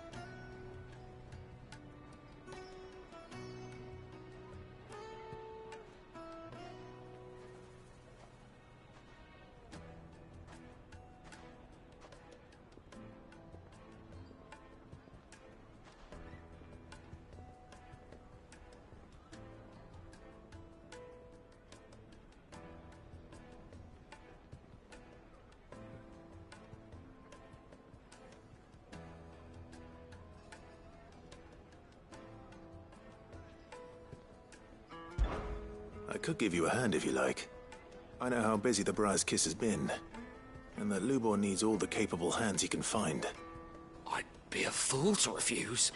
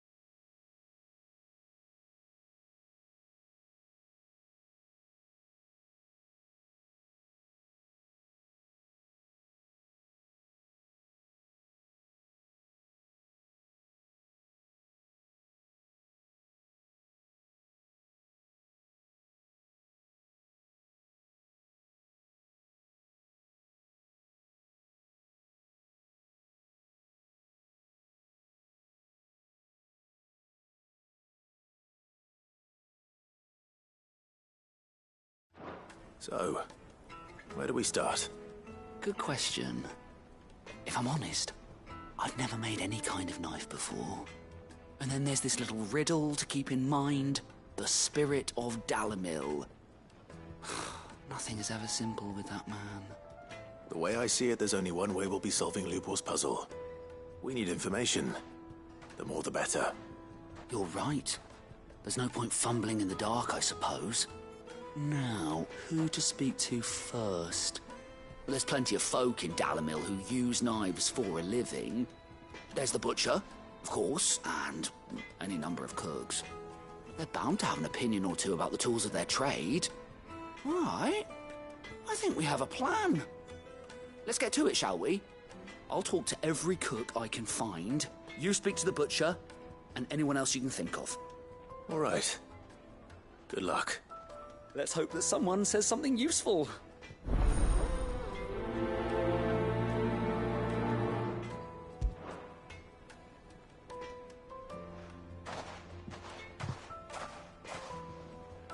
Trust Lubor to take a simple test and turn it into a riddle. I'd better get to it. Take a sniff, good sir.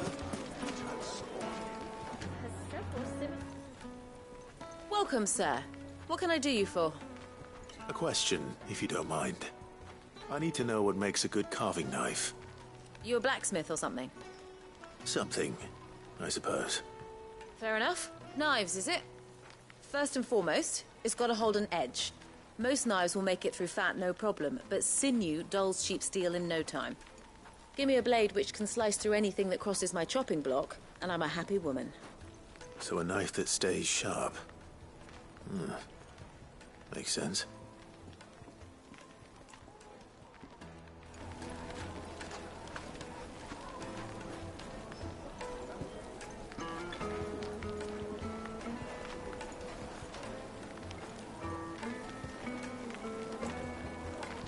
Kneaded to a silken softness, like eating a cloud with a crust.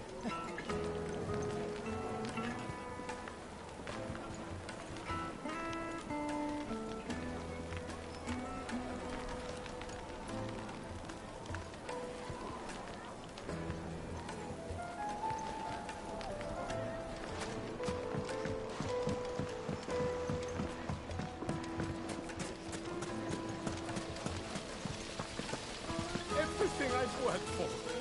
All the...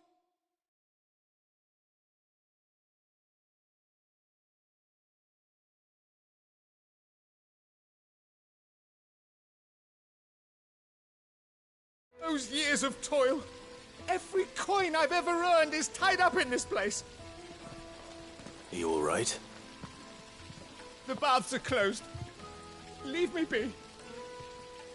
On second thought, perhaps you are just what I need. Might your services be for hire? That depends on the job. I'd have you save my business, the baths. The water's turned scalding hot and all the crystals in Dalimil wouldn't be enough to cool it.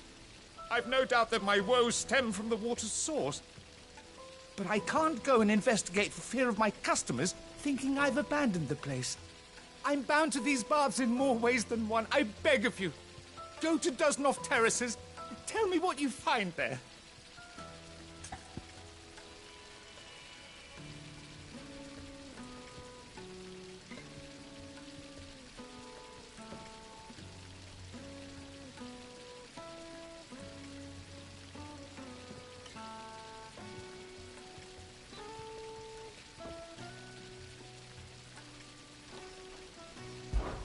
All right. I'll go and take a look. Wonderful. It's not far. Leave the market by the south gate. The smell of sulphur will guide you the rest of the way. These baths are all that keep me from an ignoble end in a debtor's prison. My livelihood, my very life, is at stake.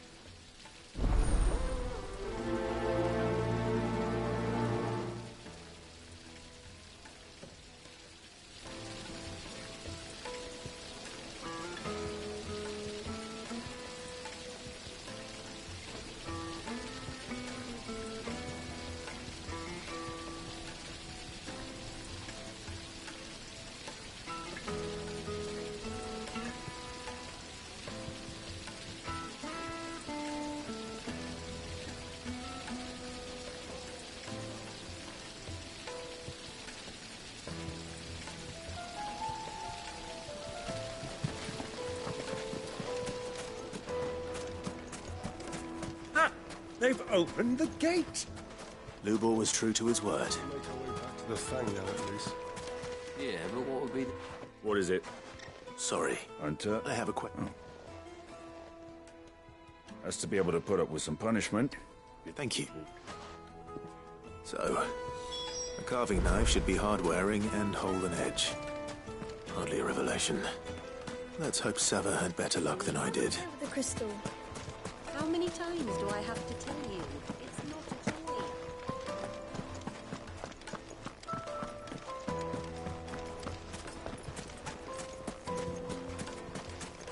We should get going soon. Do you have water? I'm broke. Ah, I'm not too late. What is it, Lubor? What?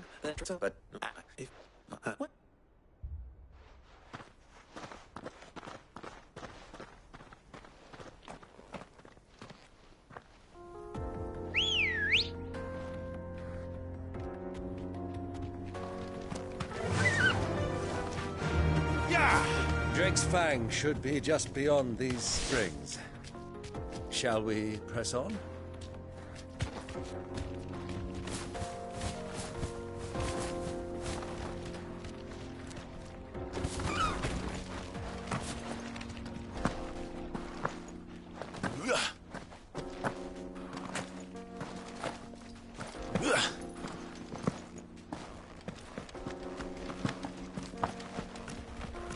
Come on, girl, the gate's open now, we can press on.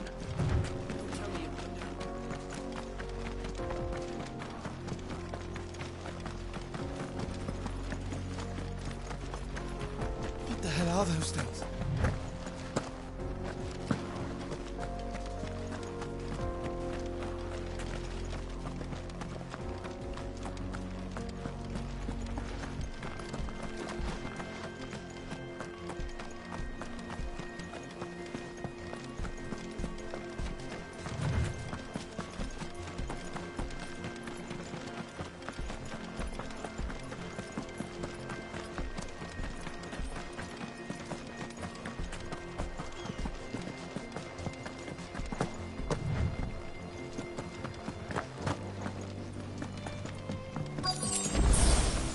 By the flames.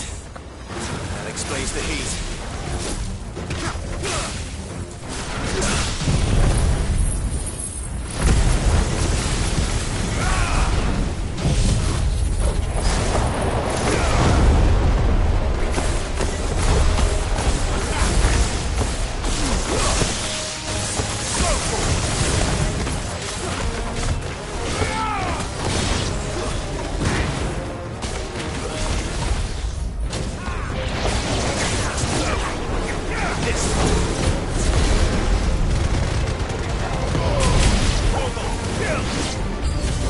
Out of the frying pan.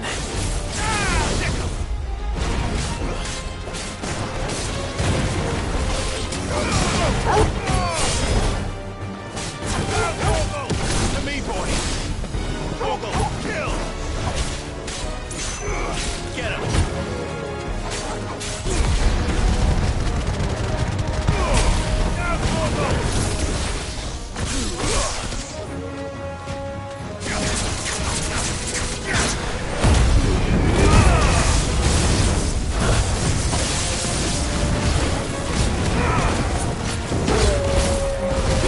All yours, Torgal! Torgal, kill! All yours, Torgal!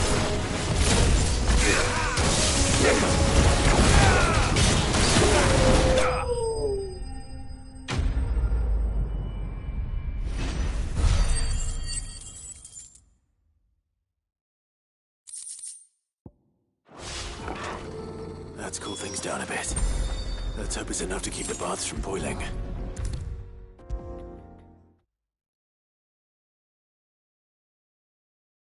There he is. The man who saved my business. I was hoping we'd be seeing you again. The baths grow more bearable by the moment. It won't be long now before we are back to business as usual. I'm glad to hear it. Now, tell me this.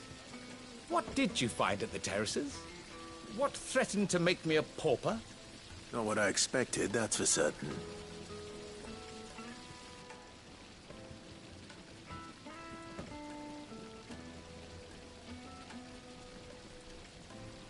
tell a fine story. That's not to say I don't believe you, though. Creatures made of flame, eh? That's something due to worry about. But I burdened you with my worries enough already. Here, a small something by way of thanks. Right. It's high time I got back to work. With a little luck, the day might yet be salvaged.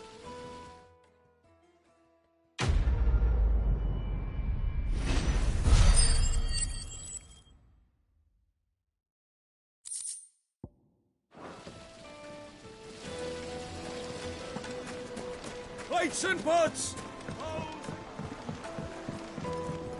Fresh bread, warm from the oven. The most fragrant herbs and My carpets have... Is it true what I'm hearing?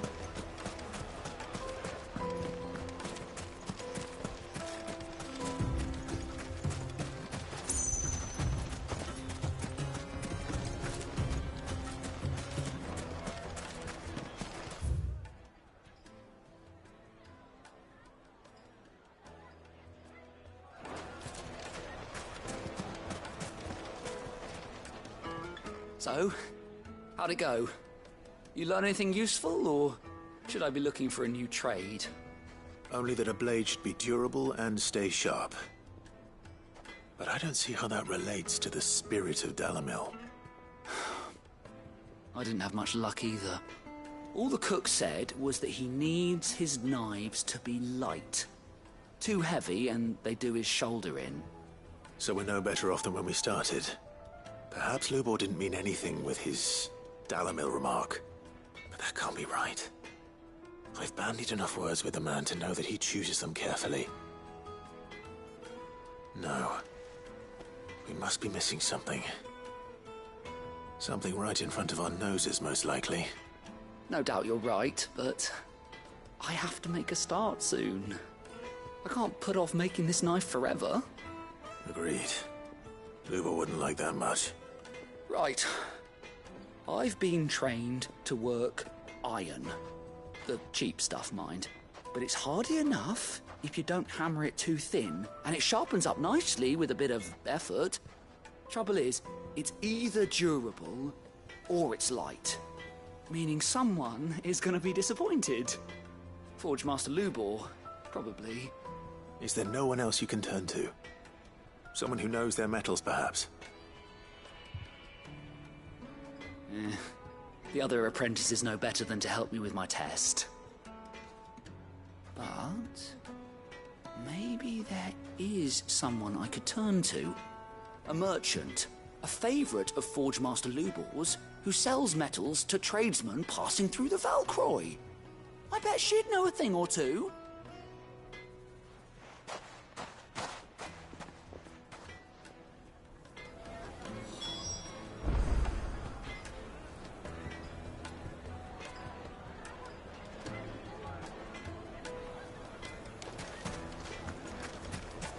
Well, this is no good.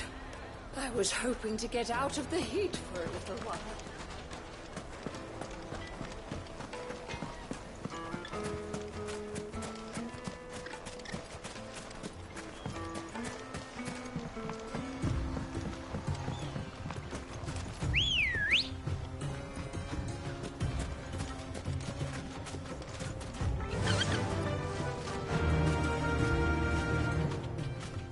Run like the wind.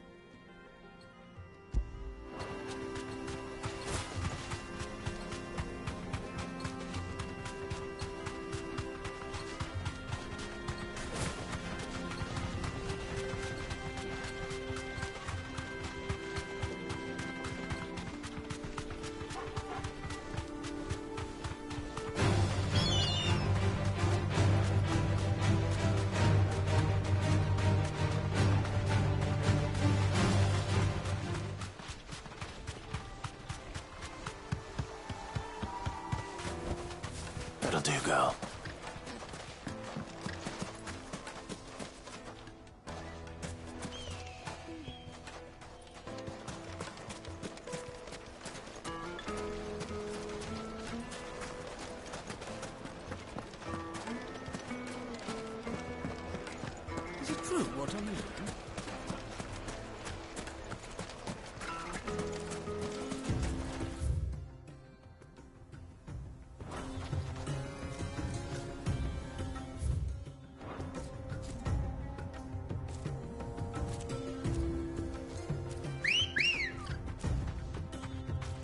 Good girl.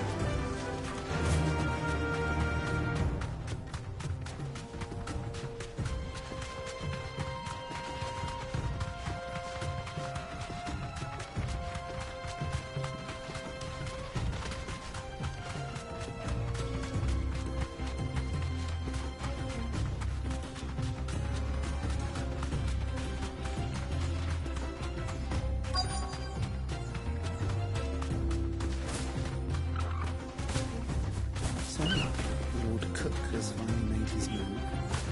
Yes. I expect Straight there's home now. only soldiers in town to deal with any Imperial reprisals.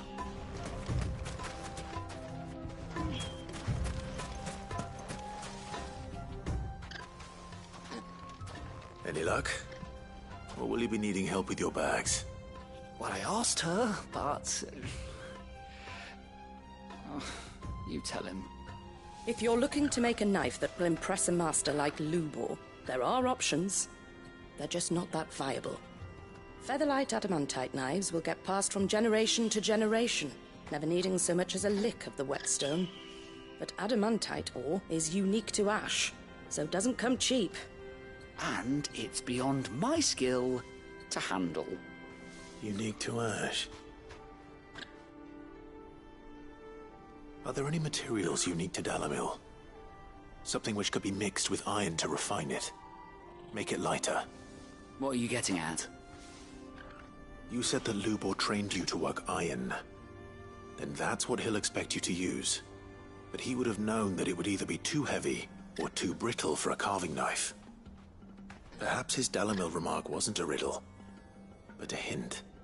If it's cheap metal you're using, then there's always limestone, I suppose.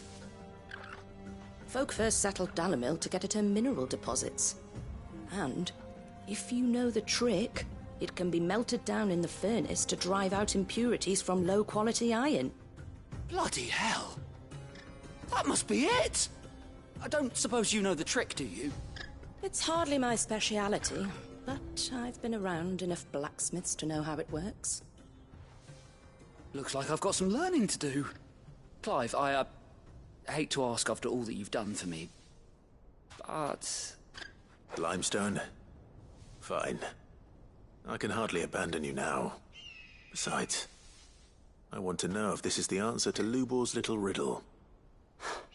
I can't thank you enough, Clive. You'll have no trouble finding limestone over in the terraces. The place is bloody made of it. Then I suppose I'll meet you back at the forge.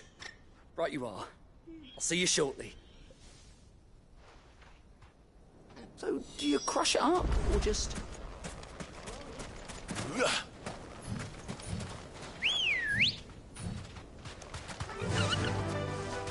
Fly, Ambrosia.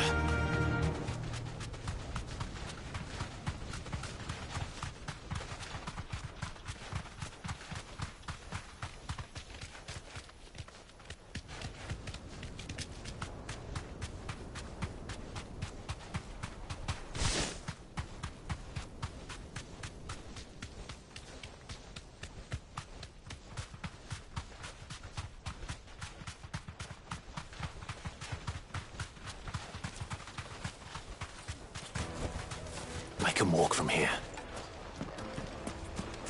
Well, this is no good.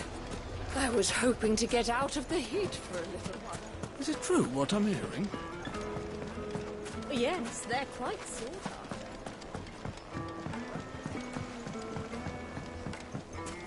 Made from the stoutest stoneware. Hanging lanterns, keep... Well, we can make our way back to the Fang now, at least. We should get going soon.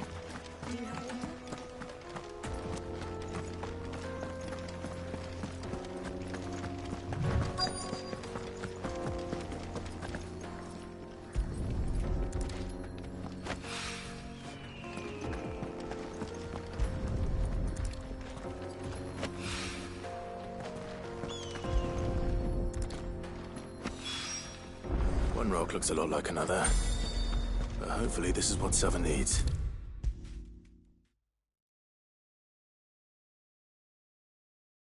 I wasn't sure how much you'd need, but I hope this is enough.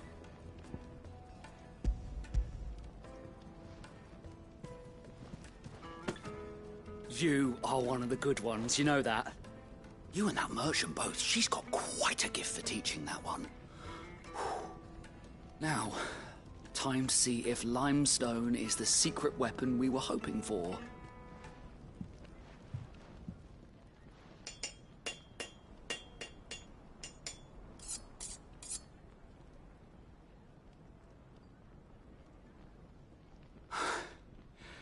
That'll do, I reckon. A knife forged from the very rocks of Dalimil. Her spirit, if you will. It's a fine-looking blade. I only hope Master Lubor agrees. That sounds like my cue. And just as well. I was getting tired of waiting. I'm sorry, Forge Master Lubor. Let's take a look then, shall we? First things first, Sava, do you think this is a carving knife worthy of the fine people of Dalimil? I'd like to think so. But what do you think? What do I think indeed? It's sharp-ish, but it won't last long with hard use.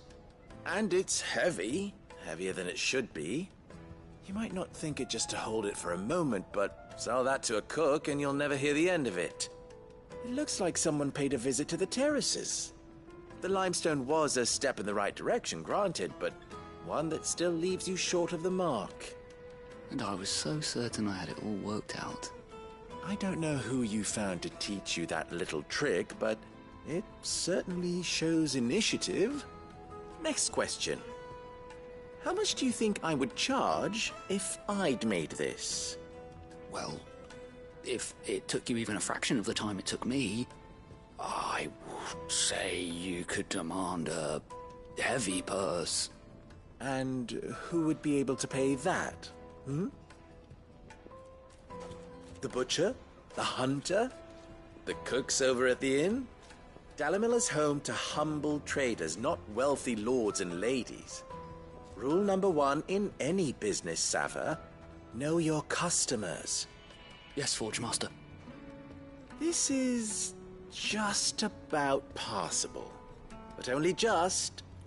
I'd say you're worth keeping around a little longer. Starting tomorrow, you'll have an anvil of your own. I will.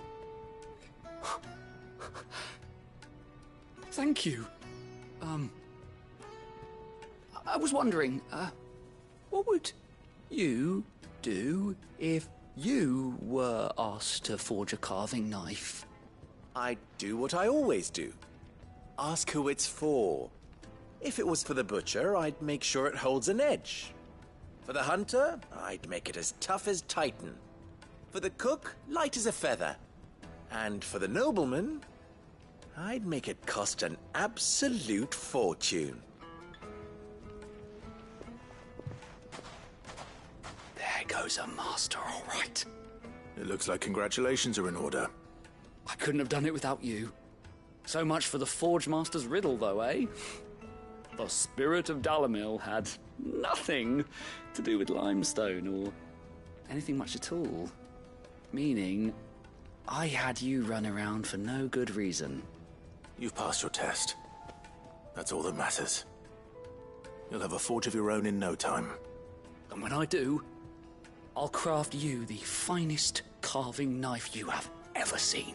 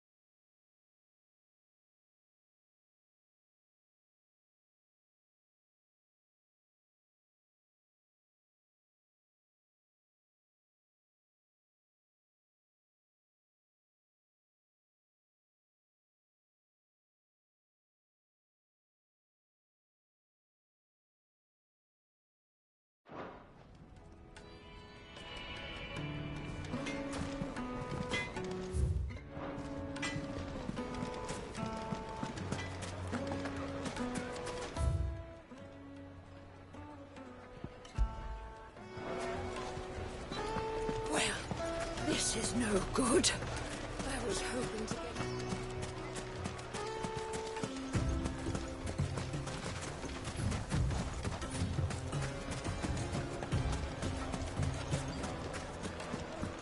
Is it true what I'm hearing? My carpets have pride of The most fragrant herbs and Needed to a silken softness, like eating a cloud with a crust.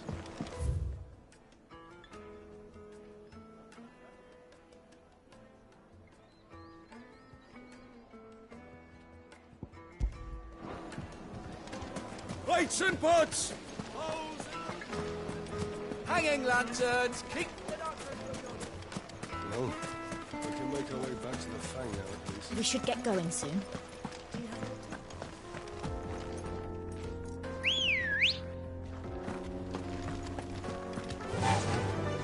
Fly, Ambrosia.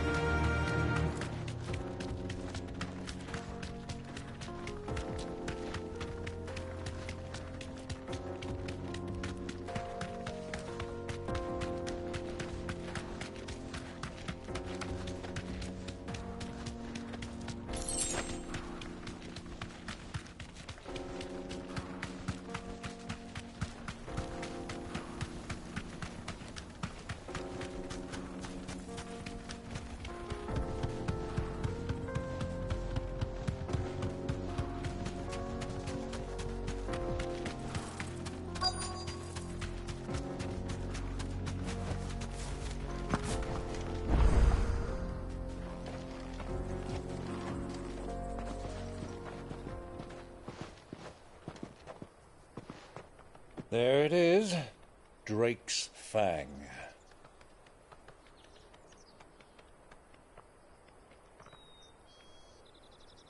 Kupka will be hiding inside. Along with goodness knows how many guards, all on highest alert. You'll need to keep your wits about you if you're to reach him. So be careful. I will, Uncle.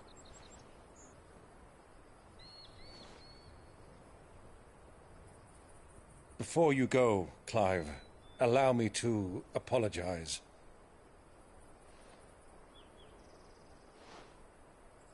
After what befell at Phoenix Gate and the crisis that followed in its wake, I fled.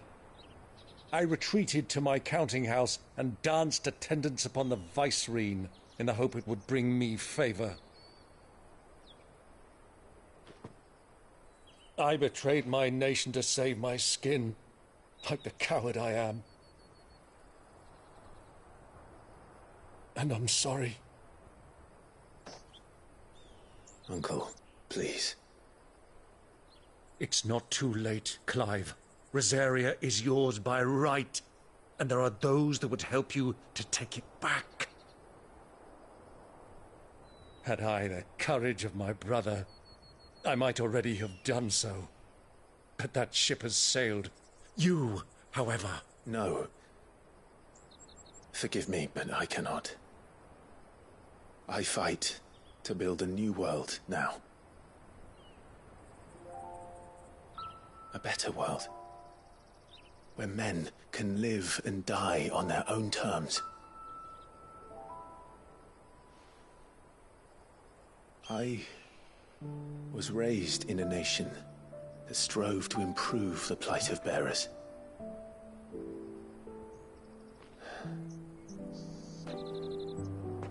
Only later did I realize that spark of freedom did not arise by chance, but was kindled by my father.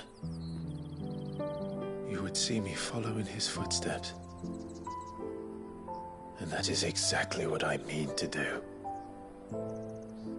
Not by ruling Rosaria, but by extending his ideals to the whole of the twins.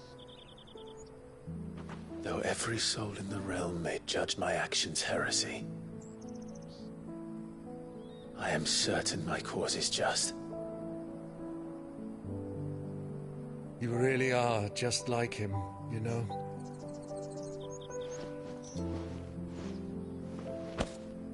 Thank you, Clive, for coming back to me. I am proud to call you nephew.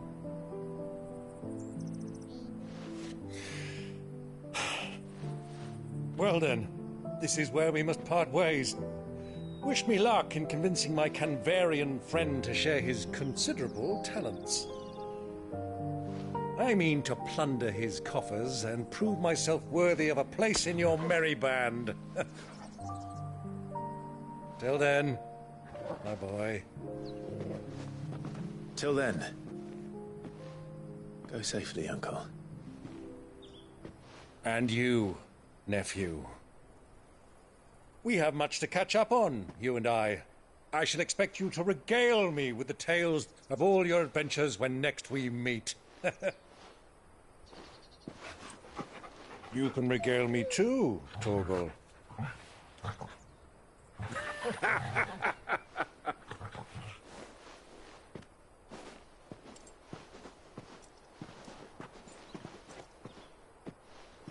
I'm coming for you, Kupka.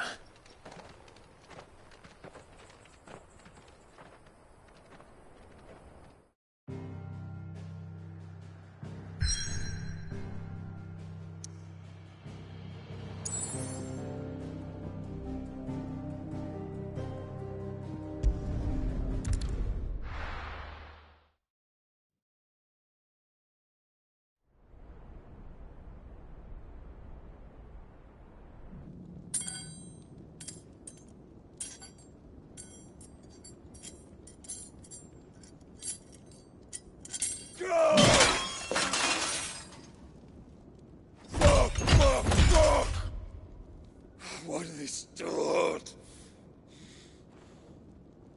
What has that gutter rat done to me?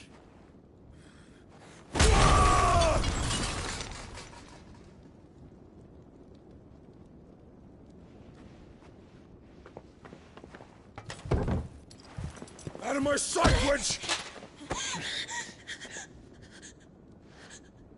I'll kill you, Rosfield! I'll rip out your heart! I'll tear you limb from limb! Peace, Hugo. The table shan't hurt you any longer. He sought to humiliate me. Me! If you hadn't interfered, he would be dead! You truly believe you would have triumphed had the battle continued? Titan would have ground him into dust! And how would he have done that without his head? Shut up! You weren't strong enough, and you call yourself a dominant. Or rather, you did. You mock me, Harbert.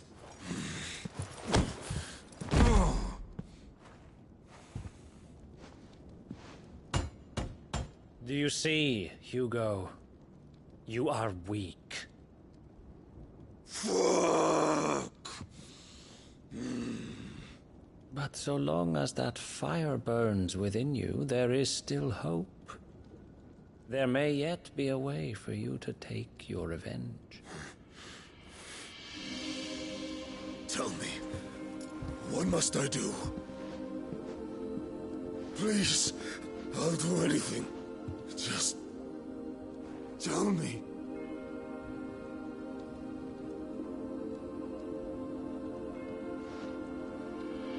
The heart.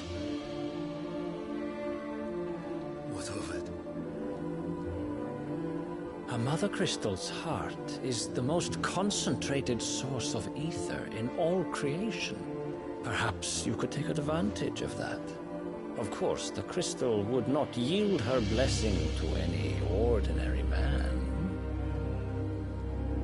But then, you are no ordinary man, are you, Hugo? Clive Rosfield stole your power, but others have suffered a similar fate, and still managed to find the strength to conjure their icon. Like Benedicta Harmon. She too drank of the ether and gained a power beyond human understanding. She did?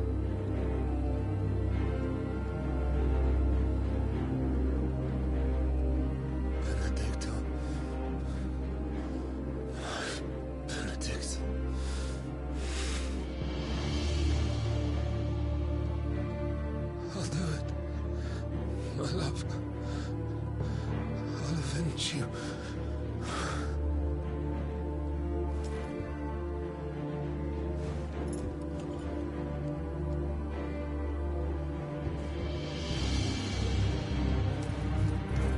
Run along now, Hugo.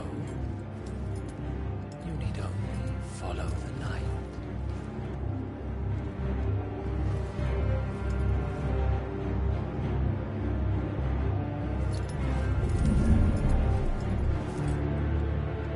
Muthos is here. Very well, it shall be so. You may leave everything to me, Your Majesty.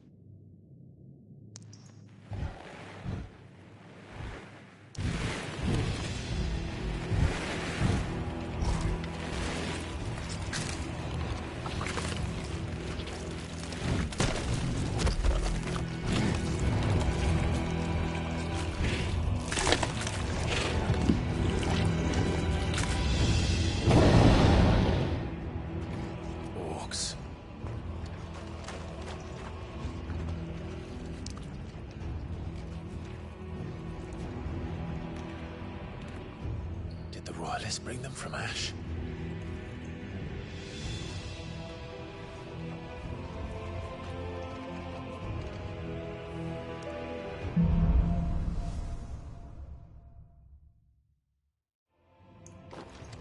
Are the Beastmen part of the Waluda army now? How the hell did that happen?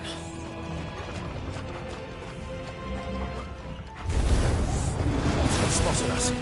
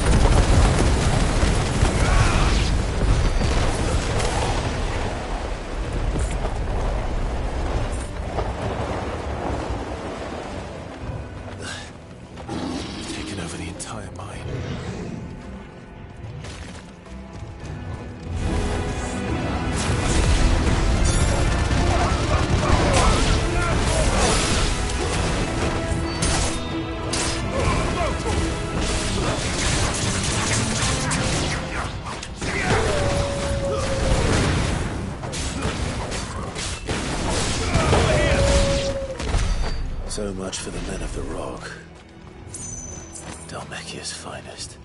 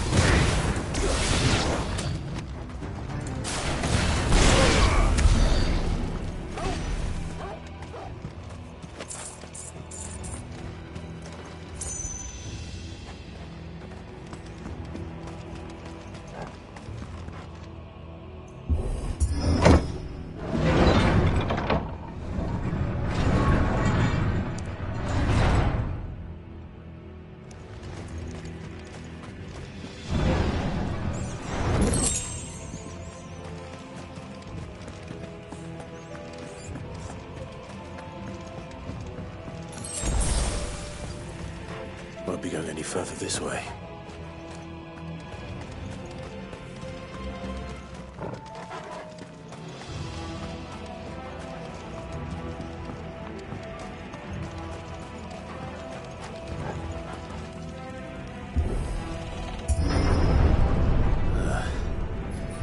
Stairs.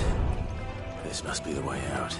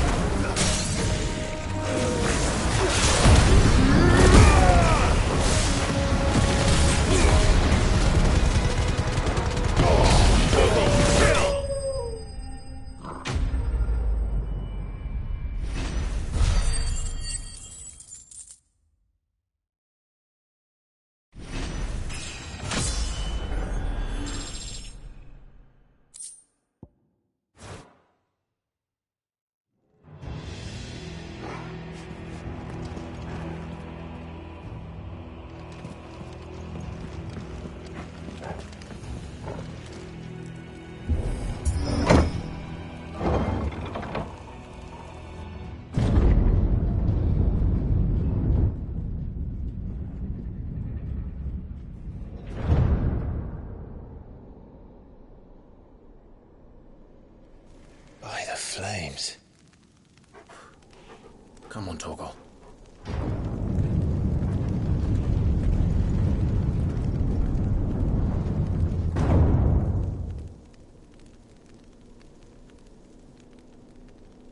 Kupka never did do things by halves.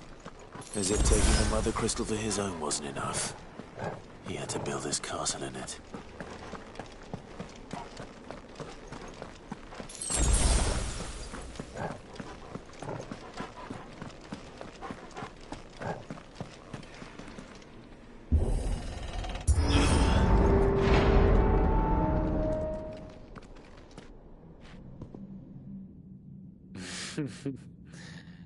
Let the trial begin.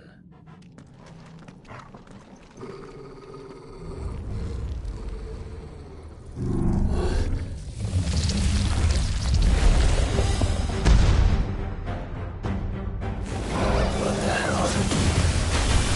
With me, Torgal.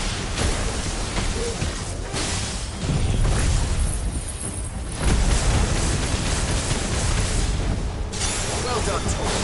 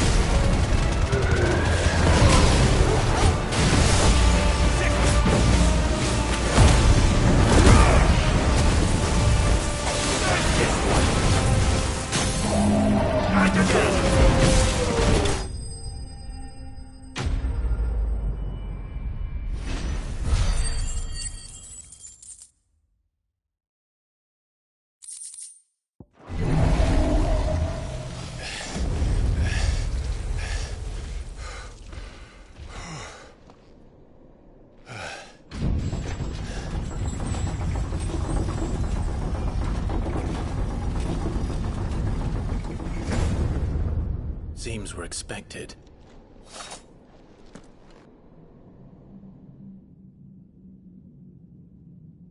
So this is the power of Muthos.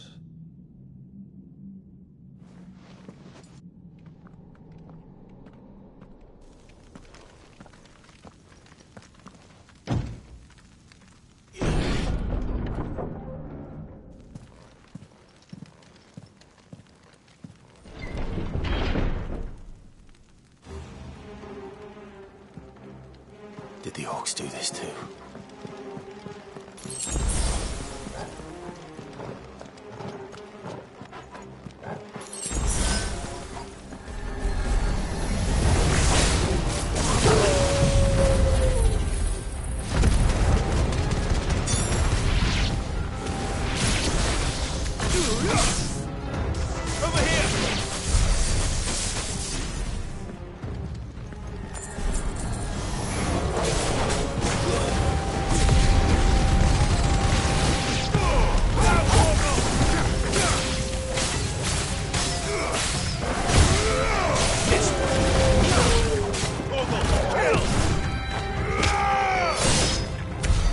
What the hell is going on?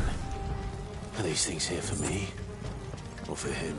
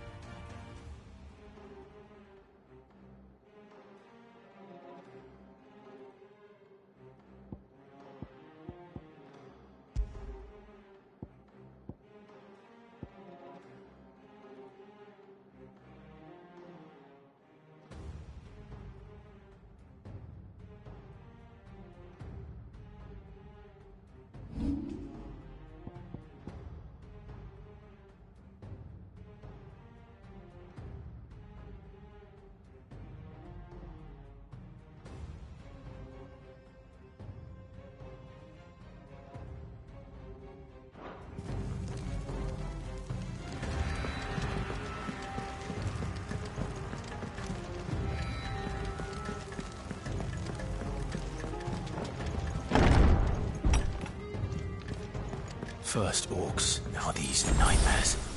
Is this your doing, Ultima?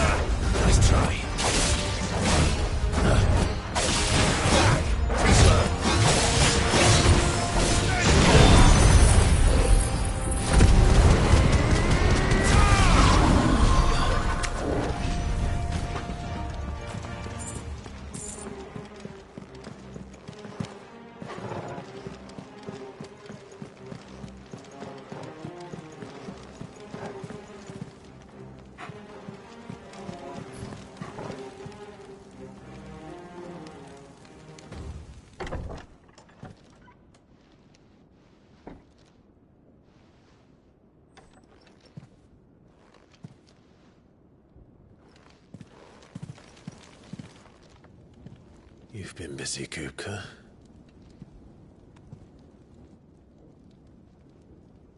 But where did you go?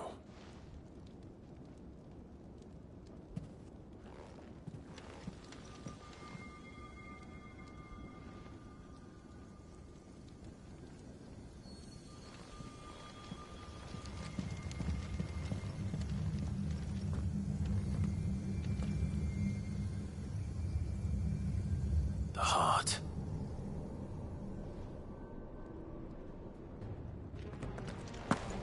He's in the sanctuary. I can feel it. Come on, Torgal.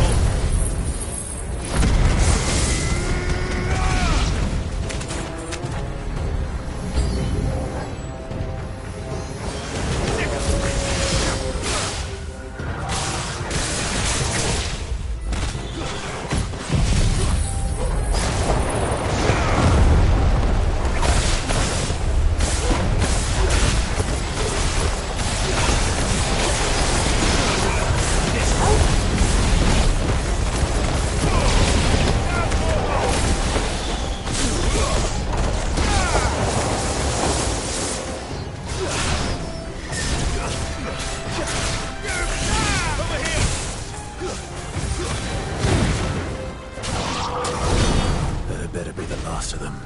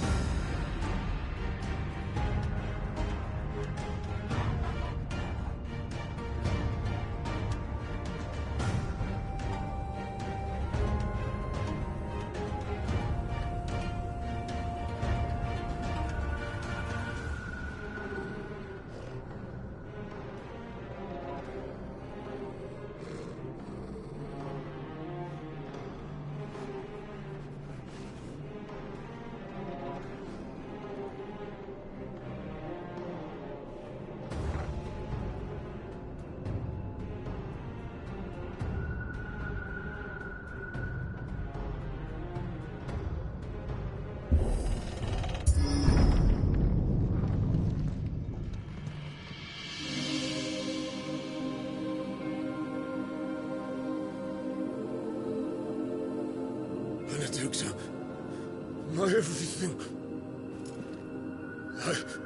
I've missed you so much. Kuka!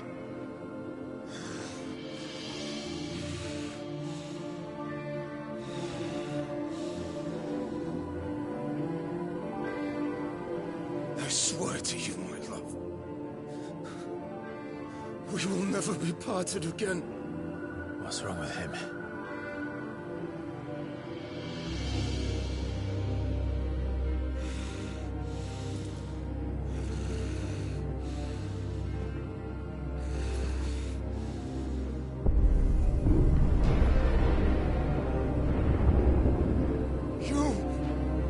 You got away from her!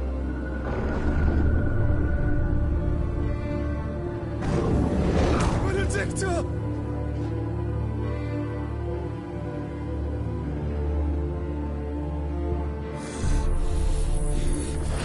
I'll kill you, Oswald!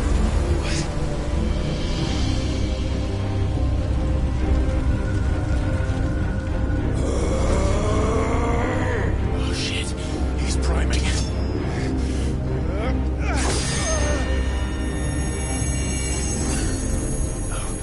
No,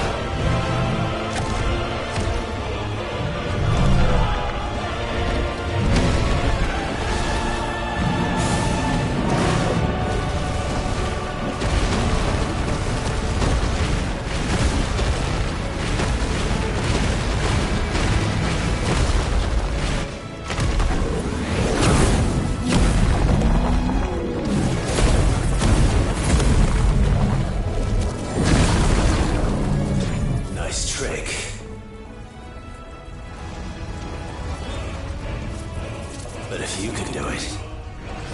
Then so could I!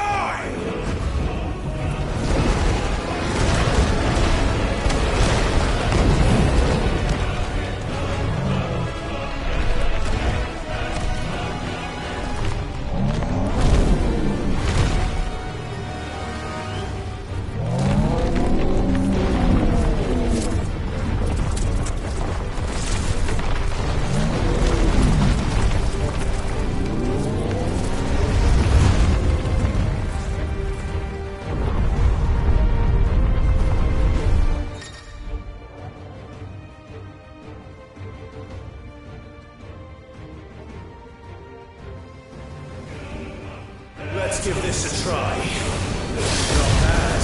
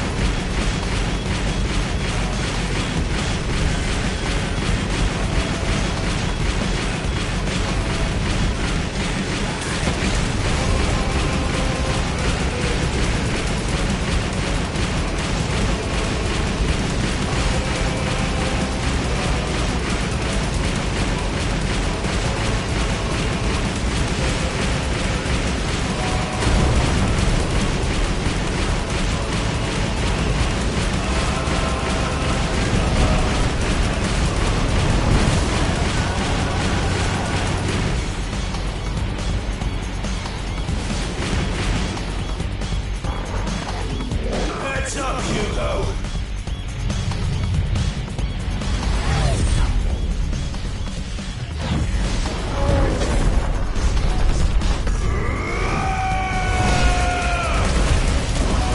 Your time.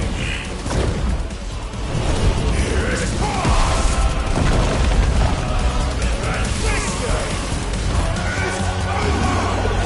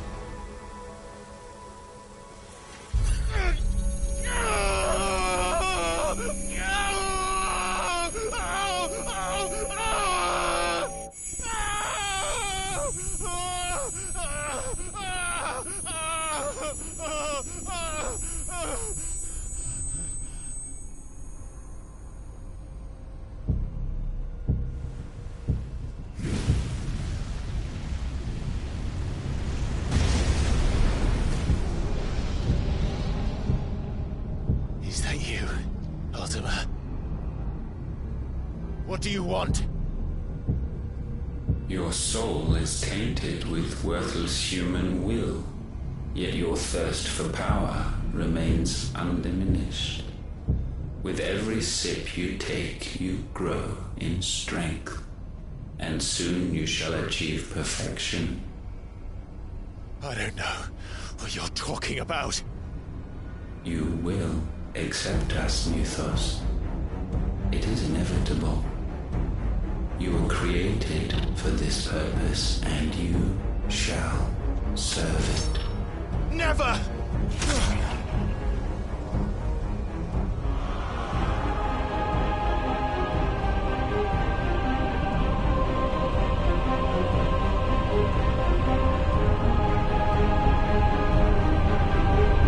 Fight it, Pride! Don't let him in! Consciousness. We see now. Human will is so insubstantial it cannot exist in isolation. You mitigate its weakness by interweaving it with your consciousness.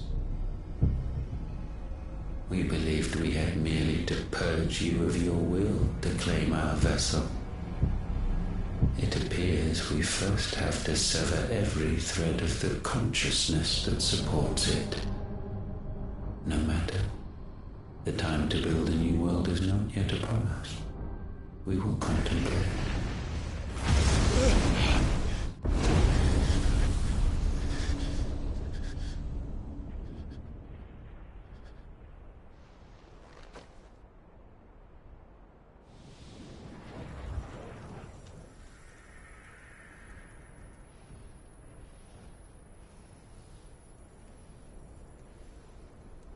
Thank you, Joshua.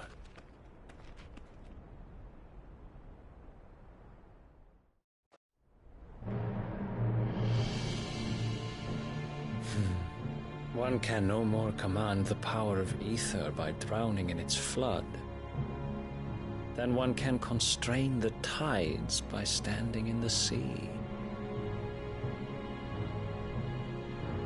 I had thought Hugo wiser than this, but it seems his head was full of rocks after all. Titan was strong. Your Majesty. But Mythos is stronger. For 5 years, that man lived only for revenge. Clinging fast to a fiction, even as it swept him into the abyss.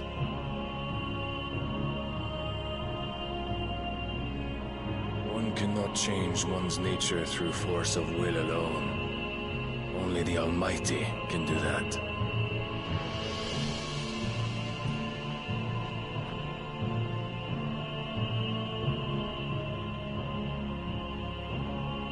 Hugo Kupka. The man who gave his life for a woman's head. A fool like all the rest.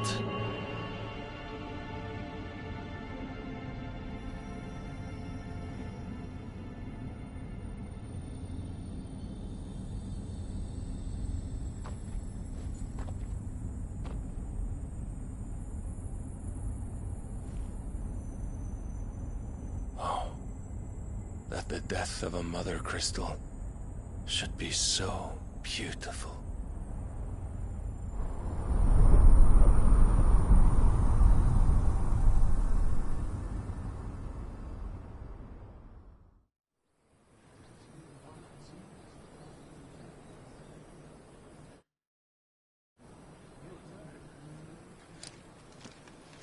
Some medicine, my lord?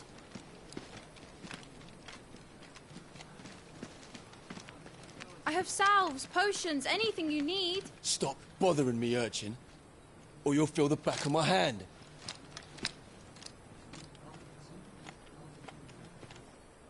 You must consider your health, my prince. If a show of force is needed to keep the Dalmex at bay, you may trust in your dragoons. I beg you to call on Bahamut only as a last resort. His strength comes at too great a cost. The Empire agreed to an armistice with the Republic, and yet the Emperor still plots its ruin.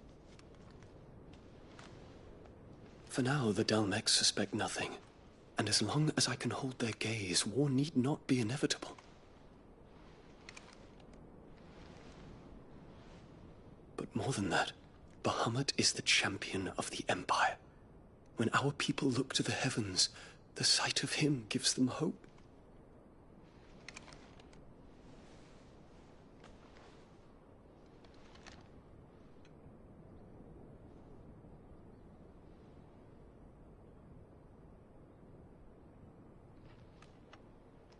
Forgive me, Terence.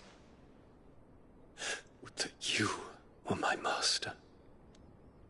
But alas.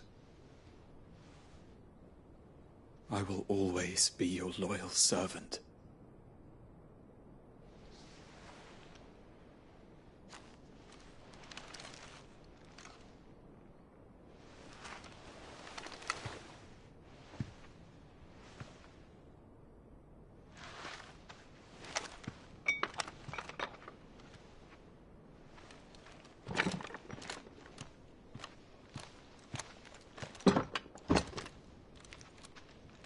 Should the Council's brazen maneuvering prompt the Republic to tear up their own treaty and launch a new assault, our soldiers would advance to meet them, cutting across the Central Isles, but not in time to prevent their forces from breaching the southern defenses and storming Twinside.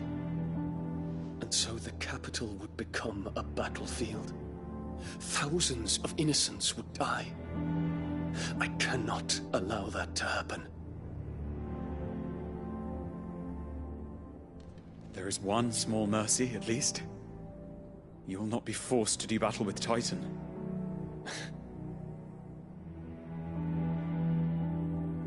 Would that I could avoid doing battle at all. 1,000 pardons, Your Highness. What is it?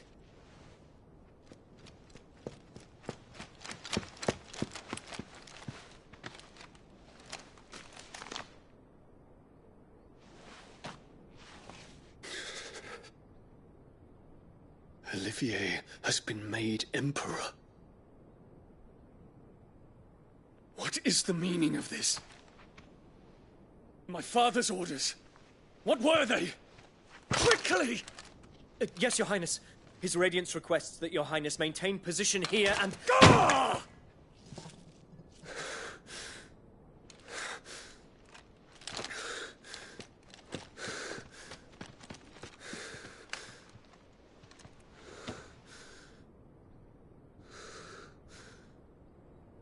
Terence. Yes, my prince. I must go to the palace. I'll ready your steed.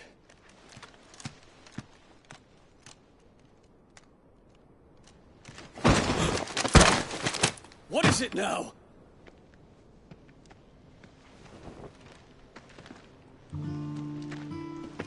Forgive the intrusion, Your Highness. I know you. At ease. We stand in the presence of the Phoenix. You wouldn't want to get your fingers burned. I hope I'm not interrupting. Not at all. Though I admit, I did not expect such a distinguished guest. How many years has it been since the Remembrance ceremony? 20? I thought you long dead. Do I address a ghost? Many have told me that I look like one. But no. I'm alive. Just. Prince Dion of the House Lesage, I have a tale to tell you.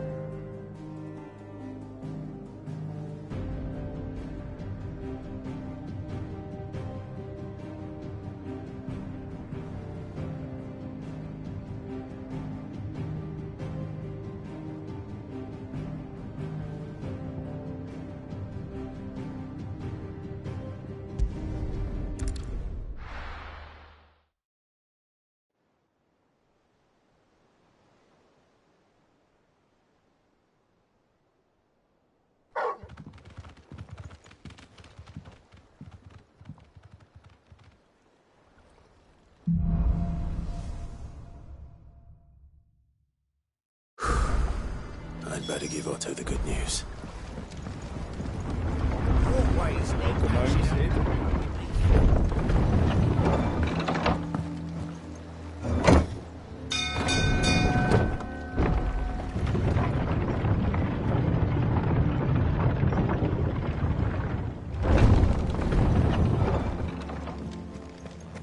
What became of Kupka?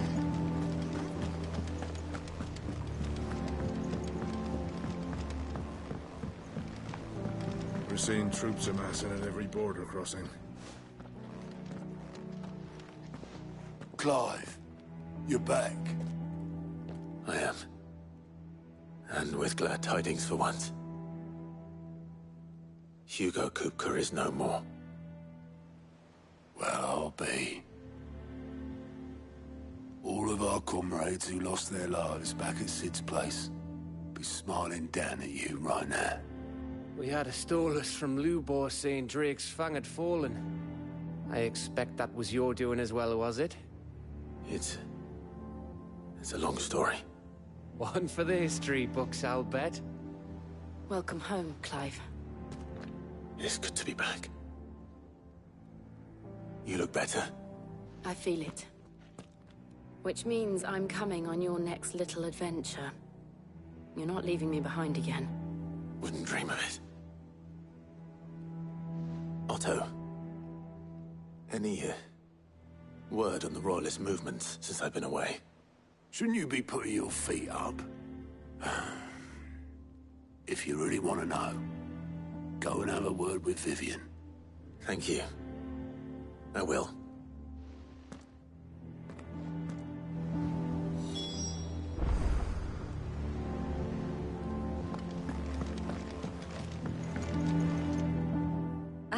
The conquering hero returns. And with hardly a scratch on him.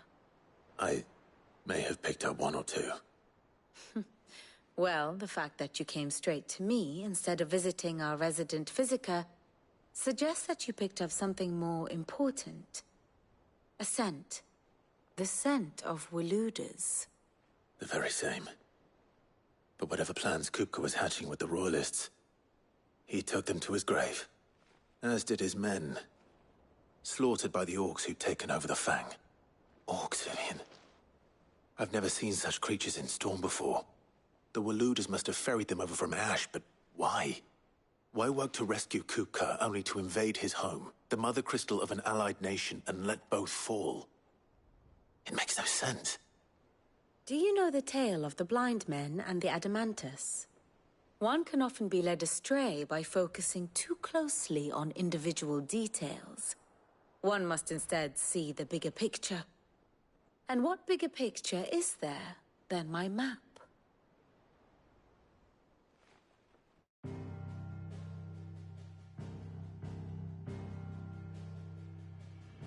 The Kingdom of Waloed claims dominion over all of Ash. It is a nation forged by the bloody conquest of Barnabas Tharm, the dominant of Odin. The Canvarian War of Independence in 849. The Battle of the Twin Realms in 865. The Battle of Belinus Tor in 873. Wheresoever his armies fought, Odin was found where the fighting was fiercest. But of late, the warrior king appears to have laid his sword to rest. Battle rages for control of the crystalline dominion. Yet Tharm sends not a single ship in support of his Dhalmekian allies. Meanwhile, the Blight ravages great swathes of Ash. Yet warlike Waloed shows not the faintest interest in laying claim to untouched lands. So why go to the trouble of sending an army of orcs into the heart of Drake's Fang, only to make no attempt to claim the Mother Crystal for Waloed? It can hardly be for lack of men. Tharm's armies rival any in the Twins. No. We have not seen the last of the Waluda standard. Odin will ride again. It is but a question of when. And on that day, who will be trampled underfoot?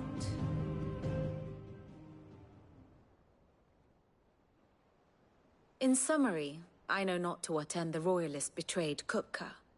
I know only that it is part of some broader scheme. A scheme tied to the ambitions of one man. King Barnabas. But there is no need to wallow in confusion. If one is to cure a sickness, one must first identify the symptoms. And your Lord Uncle has volunteered to do just that by keeping an eye on the Royalists' movements. He's really throwing himself into this. Indeed he is. Which means all that remains for us to do is await his reports. Well, not quite all in your case. The people of the Hideaway must hear the news. Justice has been done. Hugo Kupka is dead. The wounds he left that night are still raw, especially for those who lived with Sid the longest. Tell them that those wounds might finally begin to heal. Consider it the price of today's instruction. I've never known you to be sentimental. What can I say? I am only human. And we are, all of us, sentimental animals at heart. I suppose we are. Very well. I'll go and spread the word.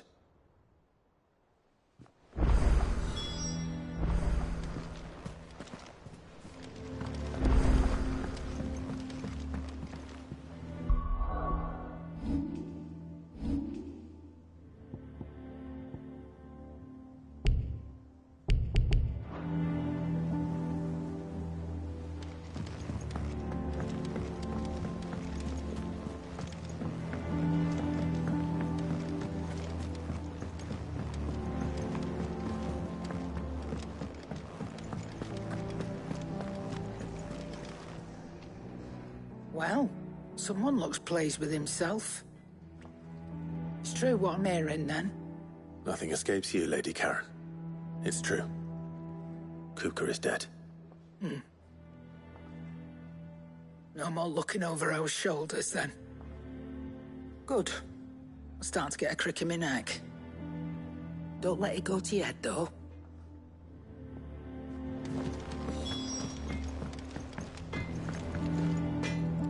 Blackthorn, do you have a moment? What is it? I'm busy. I wanted to tell you that Hugo Kupka is dead.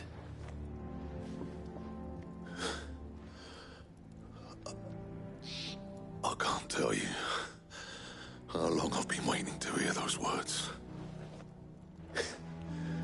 This is it then. A new beginning under a new Sid. I'll try to live up to the name.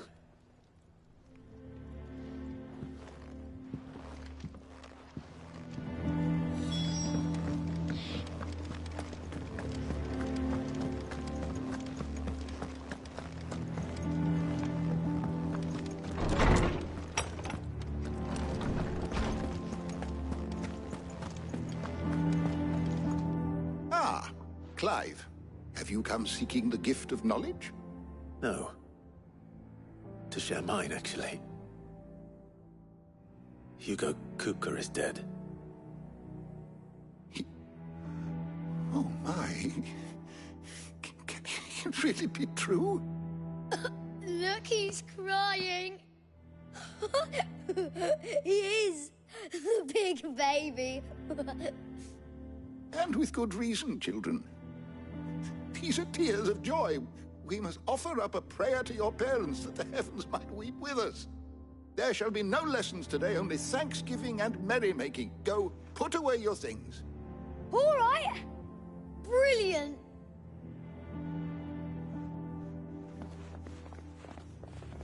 Finally, a new dawn has broken. It has. Thank you, Clive. I cannot wait to share the good news. Hippocrates. After Kupka fell, Ultima came to me. I need to know what he is. Have you learned anything? Alas, no. And not for want of trying. I have scoured nigh every historical tome in our collection and found nothing.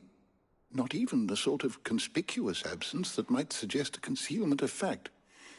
One is almost tempted to conclude that such a creature never existed. But I saw him. With my own eyes. I don't doubt that you did. Alas, it seems you are the only one who has. To others, he reveals naught. We see only that which he leaves in his wake, like some terrible force of nature beyond the ken of mortal man. A bringer of death. Whether the Ultima you met with was the being itself, or merely another projection of its power, I know not. But until I do, my investigations shall continue. Thank you. It means a lot. Right. Let's see if Otto has anything else for me.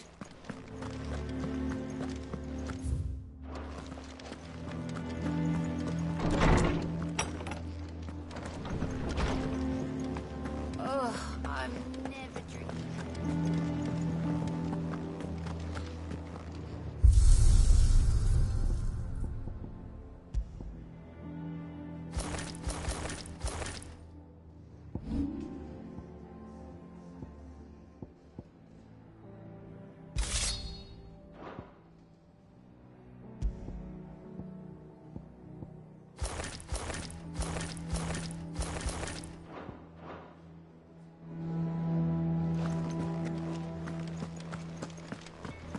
He cracked the crystal too. You're joking. I'm telling you, it's true. I heard it from Otto's own lips. Hugo Coco is dead.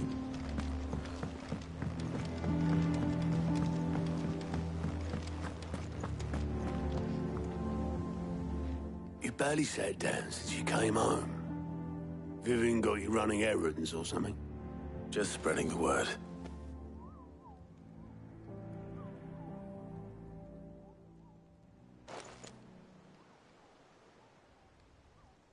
So, the Professor's got a soft side, has she? I'd never have guessed. No. She was right, though. Everyone was glad to hear the news. Ah, but you ain't told everyone. I can think of plenty of friends back at the old hideaway who'd sleep more peacefully for knowing. Not least of all Sid. You should tell him. You're right. I should. And I will. Well, when you do, be sure to take Mid with you. She's been going at it hammer and tong down at that workshop of hers, trying to do her father proud. I can't remember the last time she visited the old sod's grave. Very well. I'll suggest it.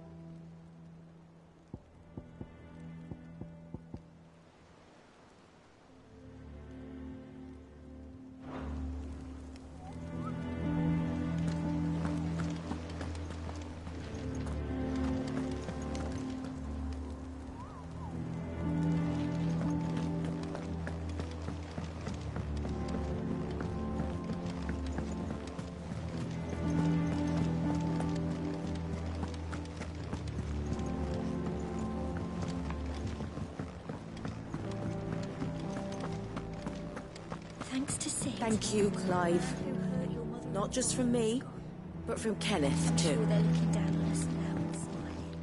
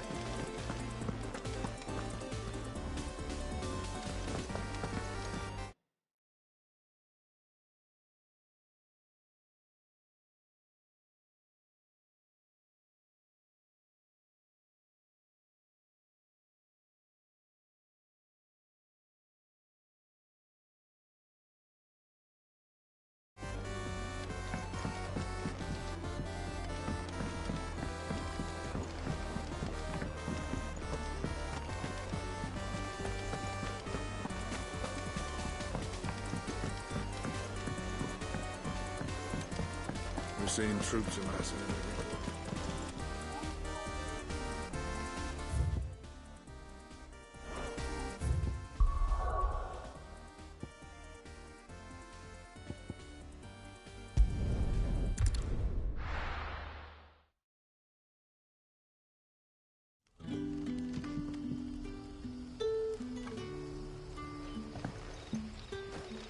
Good day to you.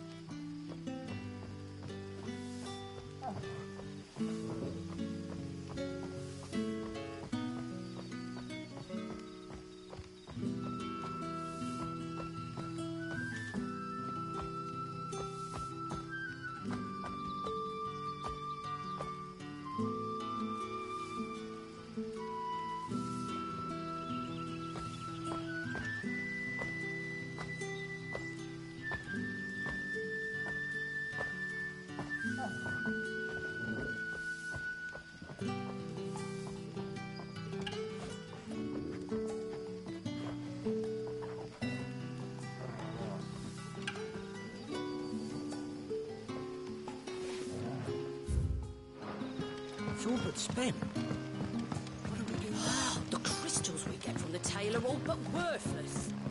And we had to dig a new cellar.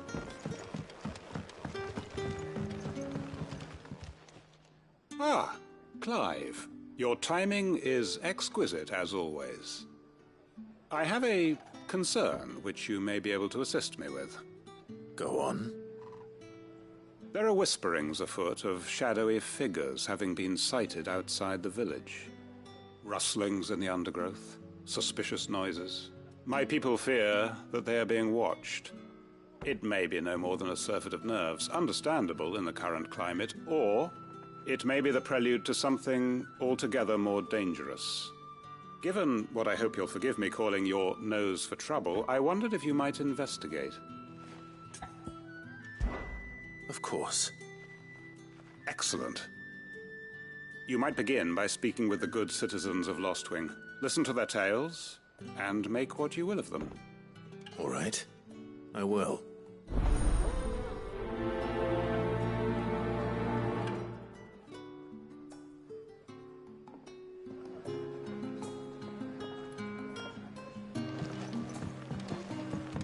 Right. Let's see what the people of the village have to say. I'd better find out if this is just nerves, or something we need to take more seriously.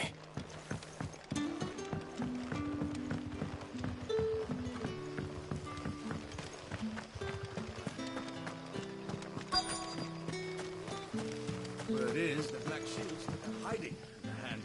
Excuse me. Quentin mentioned strange figures having been sighted near the village. Have you seen anything?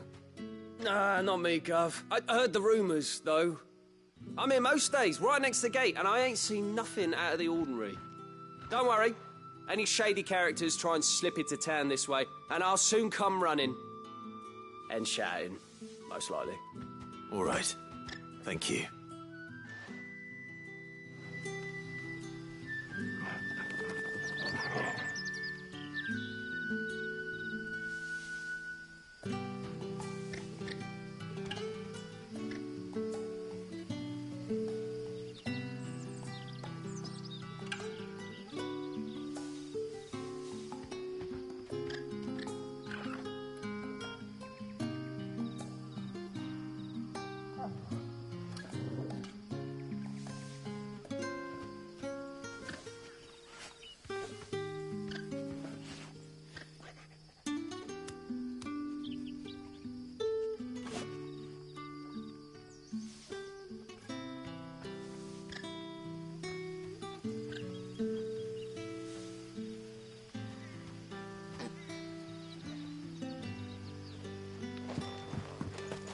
Word is the Black Shields together.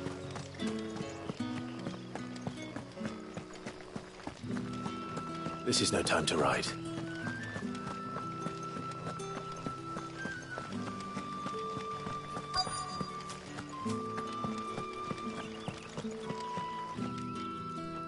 Do you have a moment? There's talk of suspicious figures in the woods. Have you seen anything out of the ordinary? No, but I've heard something. Sound of scraping metal, like someone sharpening a sword. Where was this? In Lorbert's Pass. Was out foraging for herbs when I heard it, screeching out from between the trees. Ran back here as quick as my legs would carry me, and I ain't been back since. I see. I'll look into it. Thank you.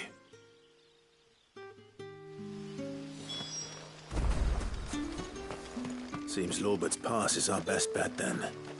What do you say, Torgal? Shall we go and investigate?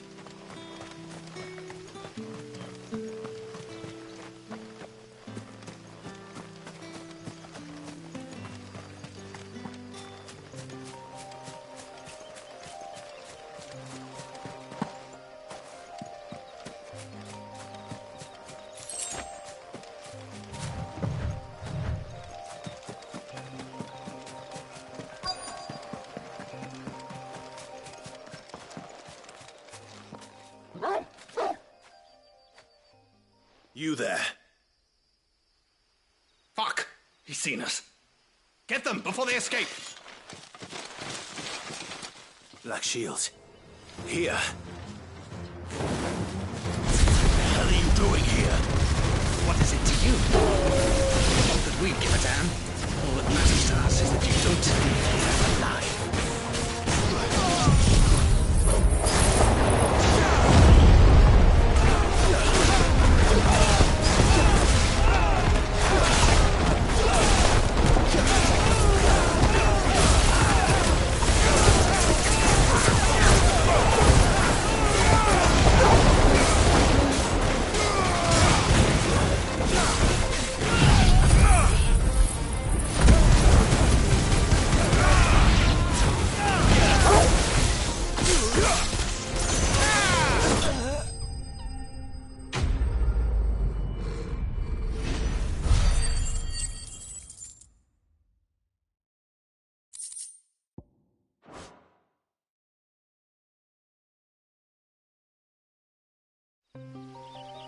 Why were they here?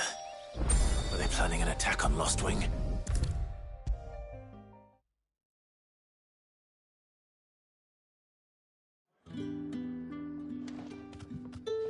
Clive, how goes the hunt for our sinister figures? I found some Black Shields hiding near Lorbert's Pass. They're gone now. Black Shields. The Empress's former bloodhounds. Though they serve another master now. One who means to root out and destroy both me and those I care for. And it would appear the pack has finally caught the scent of its prey. Damn it all. I had hoped I would have more time than this. More time to prepare. But if we are cornered, we have no choice but to bite back. And bite back we shall. I'm sorry. You're going to need to explain. Who did the Black Shield serve now? And why would that person want you dead? Because I want him dead. Who? The former Lord Chief Justice of Sanbreque. All that I have built here is for him. I don't understand. Why him? Why Lostwing? I suppose it is better that you know the truth. I was a member of the judiciary once. So sickened was I by the injustice of this world, I swore to fight it. And fight it I did, in my own small way. I saw more than a few corrupt officials condemned to the very cells into which they had thrown blameless innocents. Men to whom the law was but a scourge to turn against the powerless. And throughout, it was the Lord Chief Justice who backed me, who was my one true ally in the quest to see justice done. So what changed? I discovered that he hunted bearers for sport. I was a fool to think he shared my hatred of venality and vice. His support for me was no more than a facade, a means of ridding himself of his rivals, a mask to hide the rot beneath. I filed suit against him immediately. His response, however, was rather more visceral. He had my entire family slaughtered, and he faced no punishment whatsoever. I lost everything. My loved ones, my livelihood, my position, the faith I had once held that any modicum of justice might be achieved through the courts. So I set about enacting my own. I tracked down every soul who served him, and slit their throats myself. But the man himself proved an altogether more difficult target. With money and power come protection, and so I saw that I would need an army of my own. I came here to Lostwing and began recruiting like-minded individuals. And everyone here knows this is why you do what you do. Of course. They too have lost loved ones to the bearer hunts. Seen faultless friends sent to the gallows to spare the guilty. All under the watchful eye of the Lord Chief Justice. Our wounds are the same. And our cause is the same.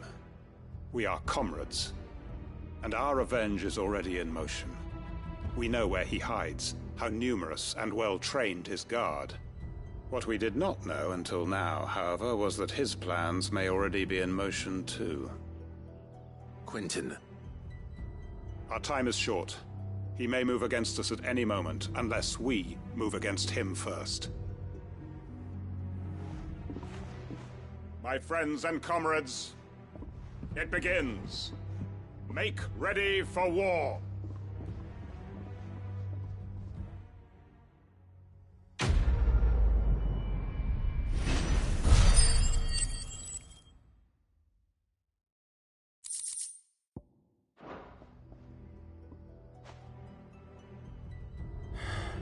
I'm not going to change his mind.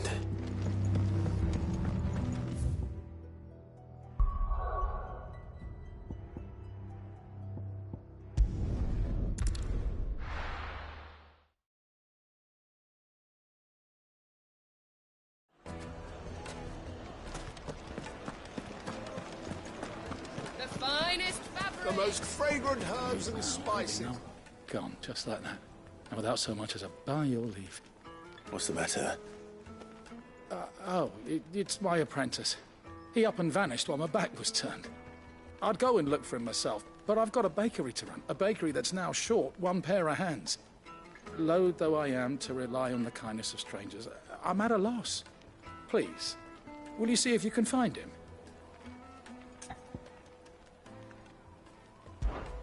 I'll see what I can do. Do you know where he might have gone? I wouldn't be surprised if he was off somewhere mooning at Drake's Fang. He used to work there, you see. Poor fool left his heart in its hollow. All right. Then that's where I'll start.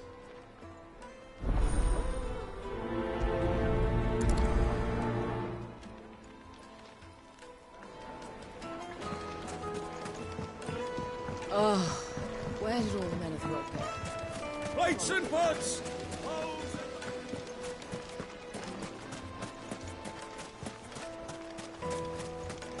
No, I'm telling you, it's gone. That can't be true. It is. I saw it with my own eyes.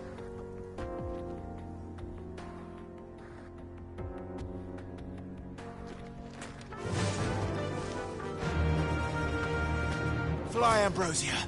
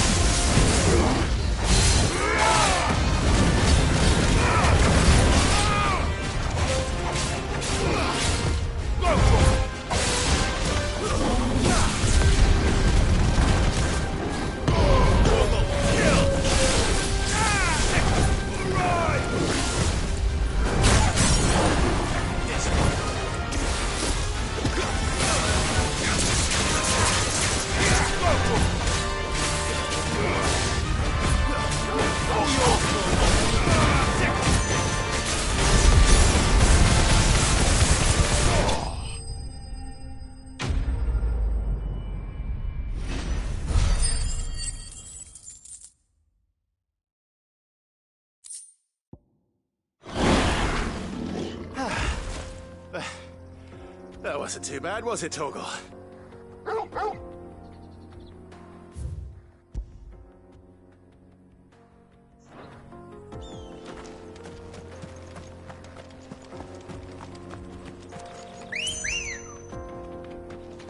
Let's go. Faster!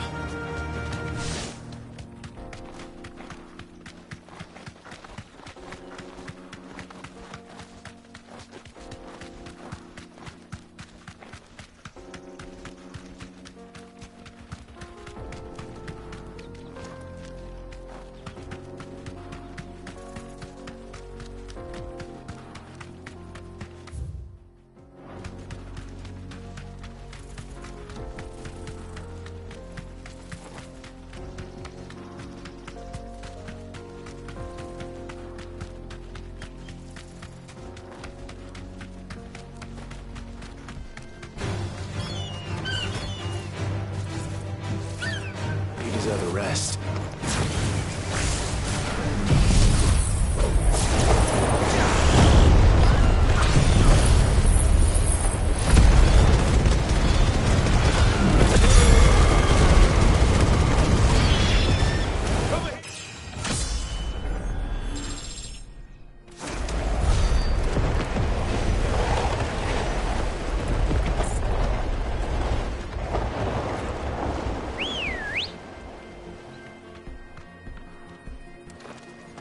Come on.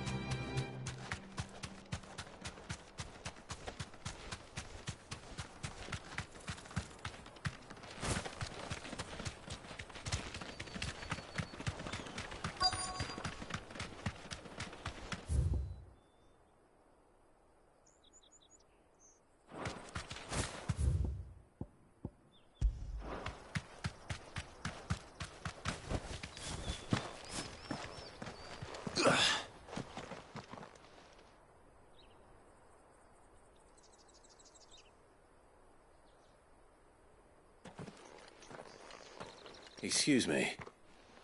What do you want? The baker said... Time what? Right, actually. Perhaps. You know. What? Wait.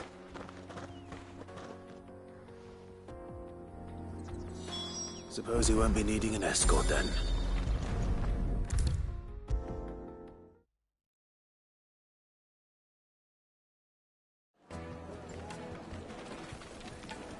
Ah, there you are.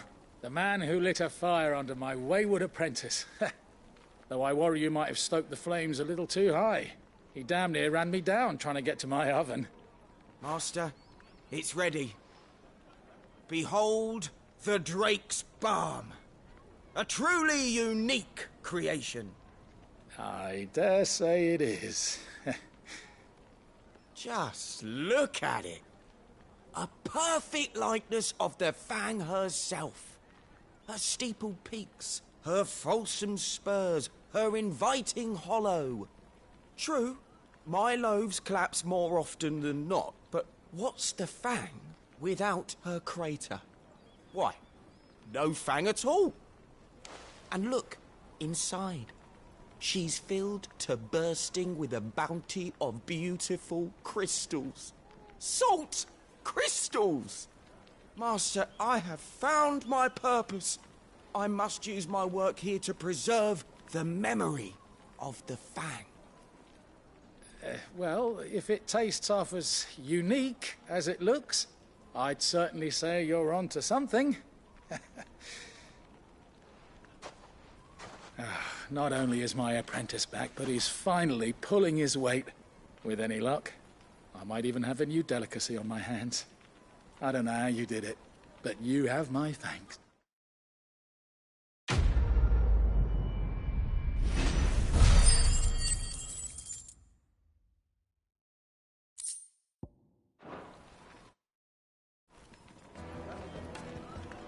Now, Dusan, I know you're king, but do you have to use the good salt?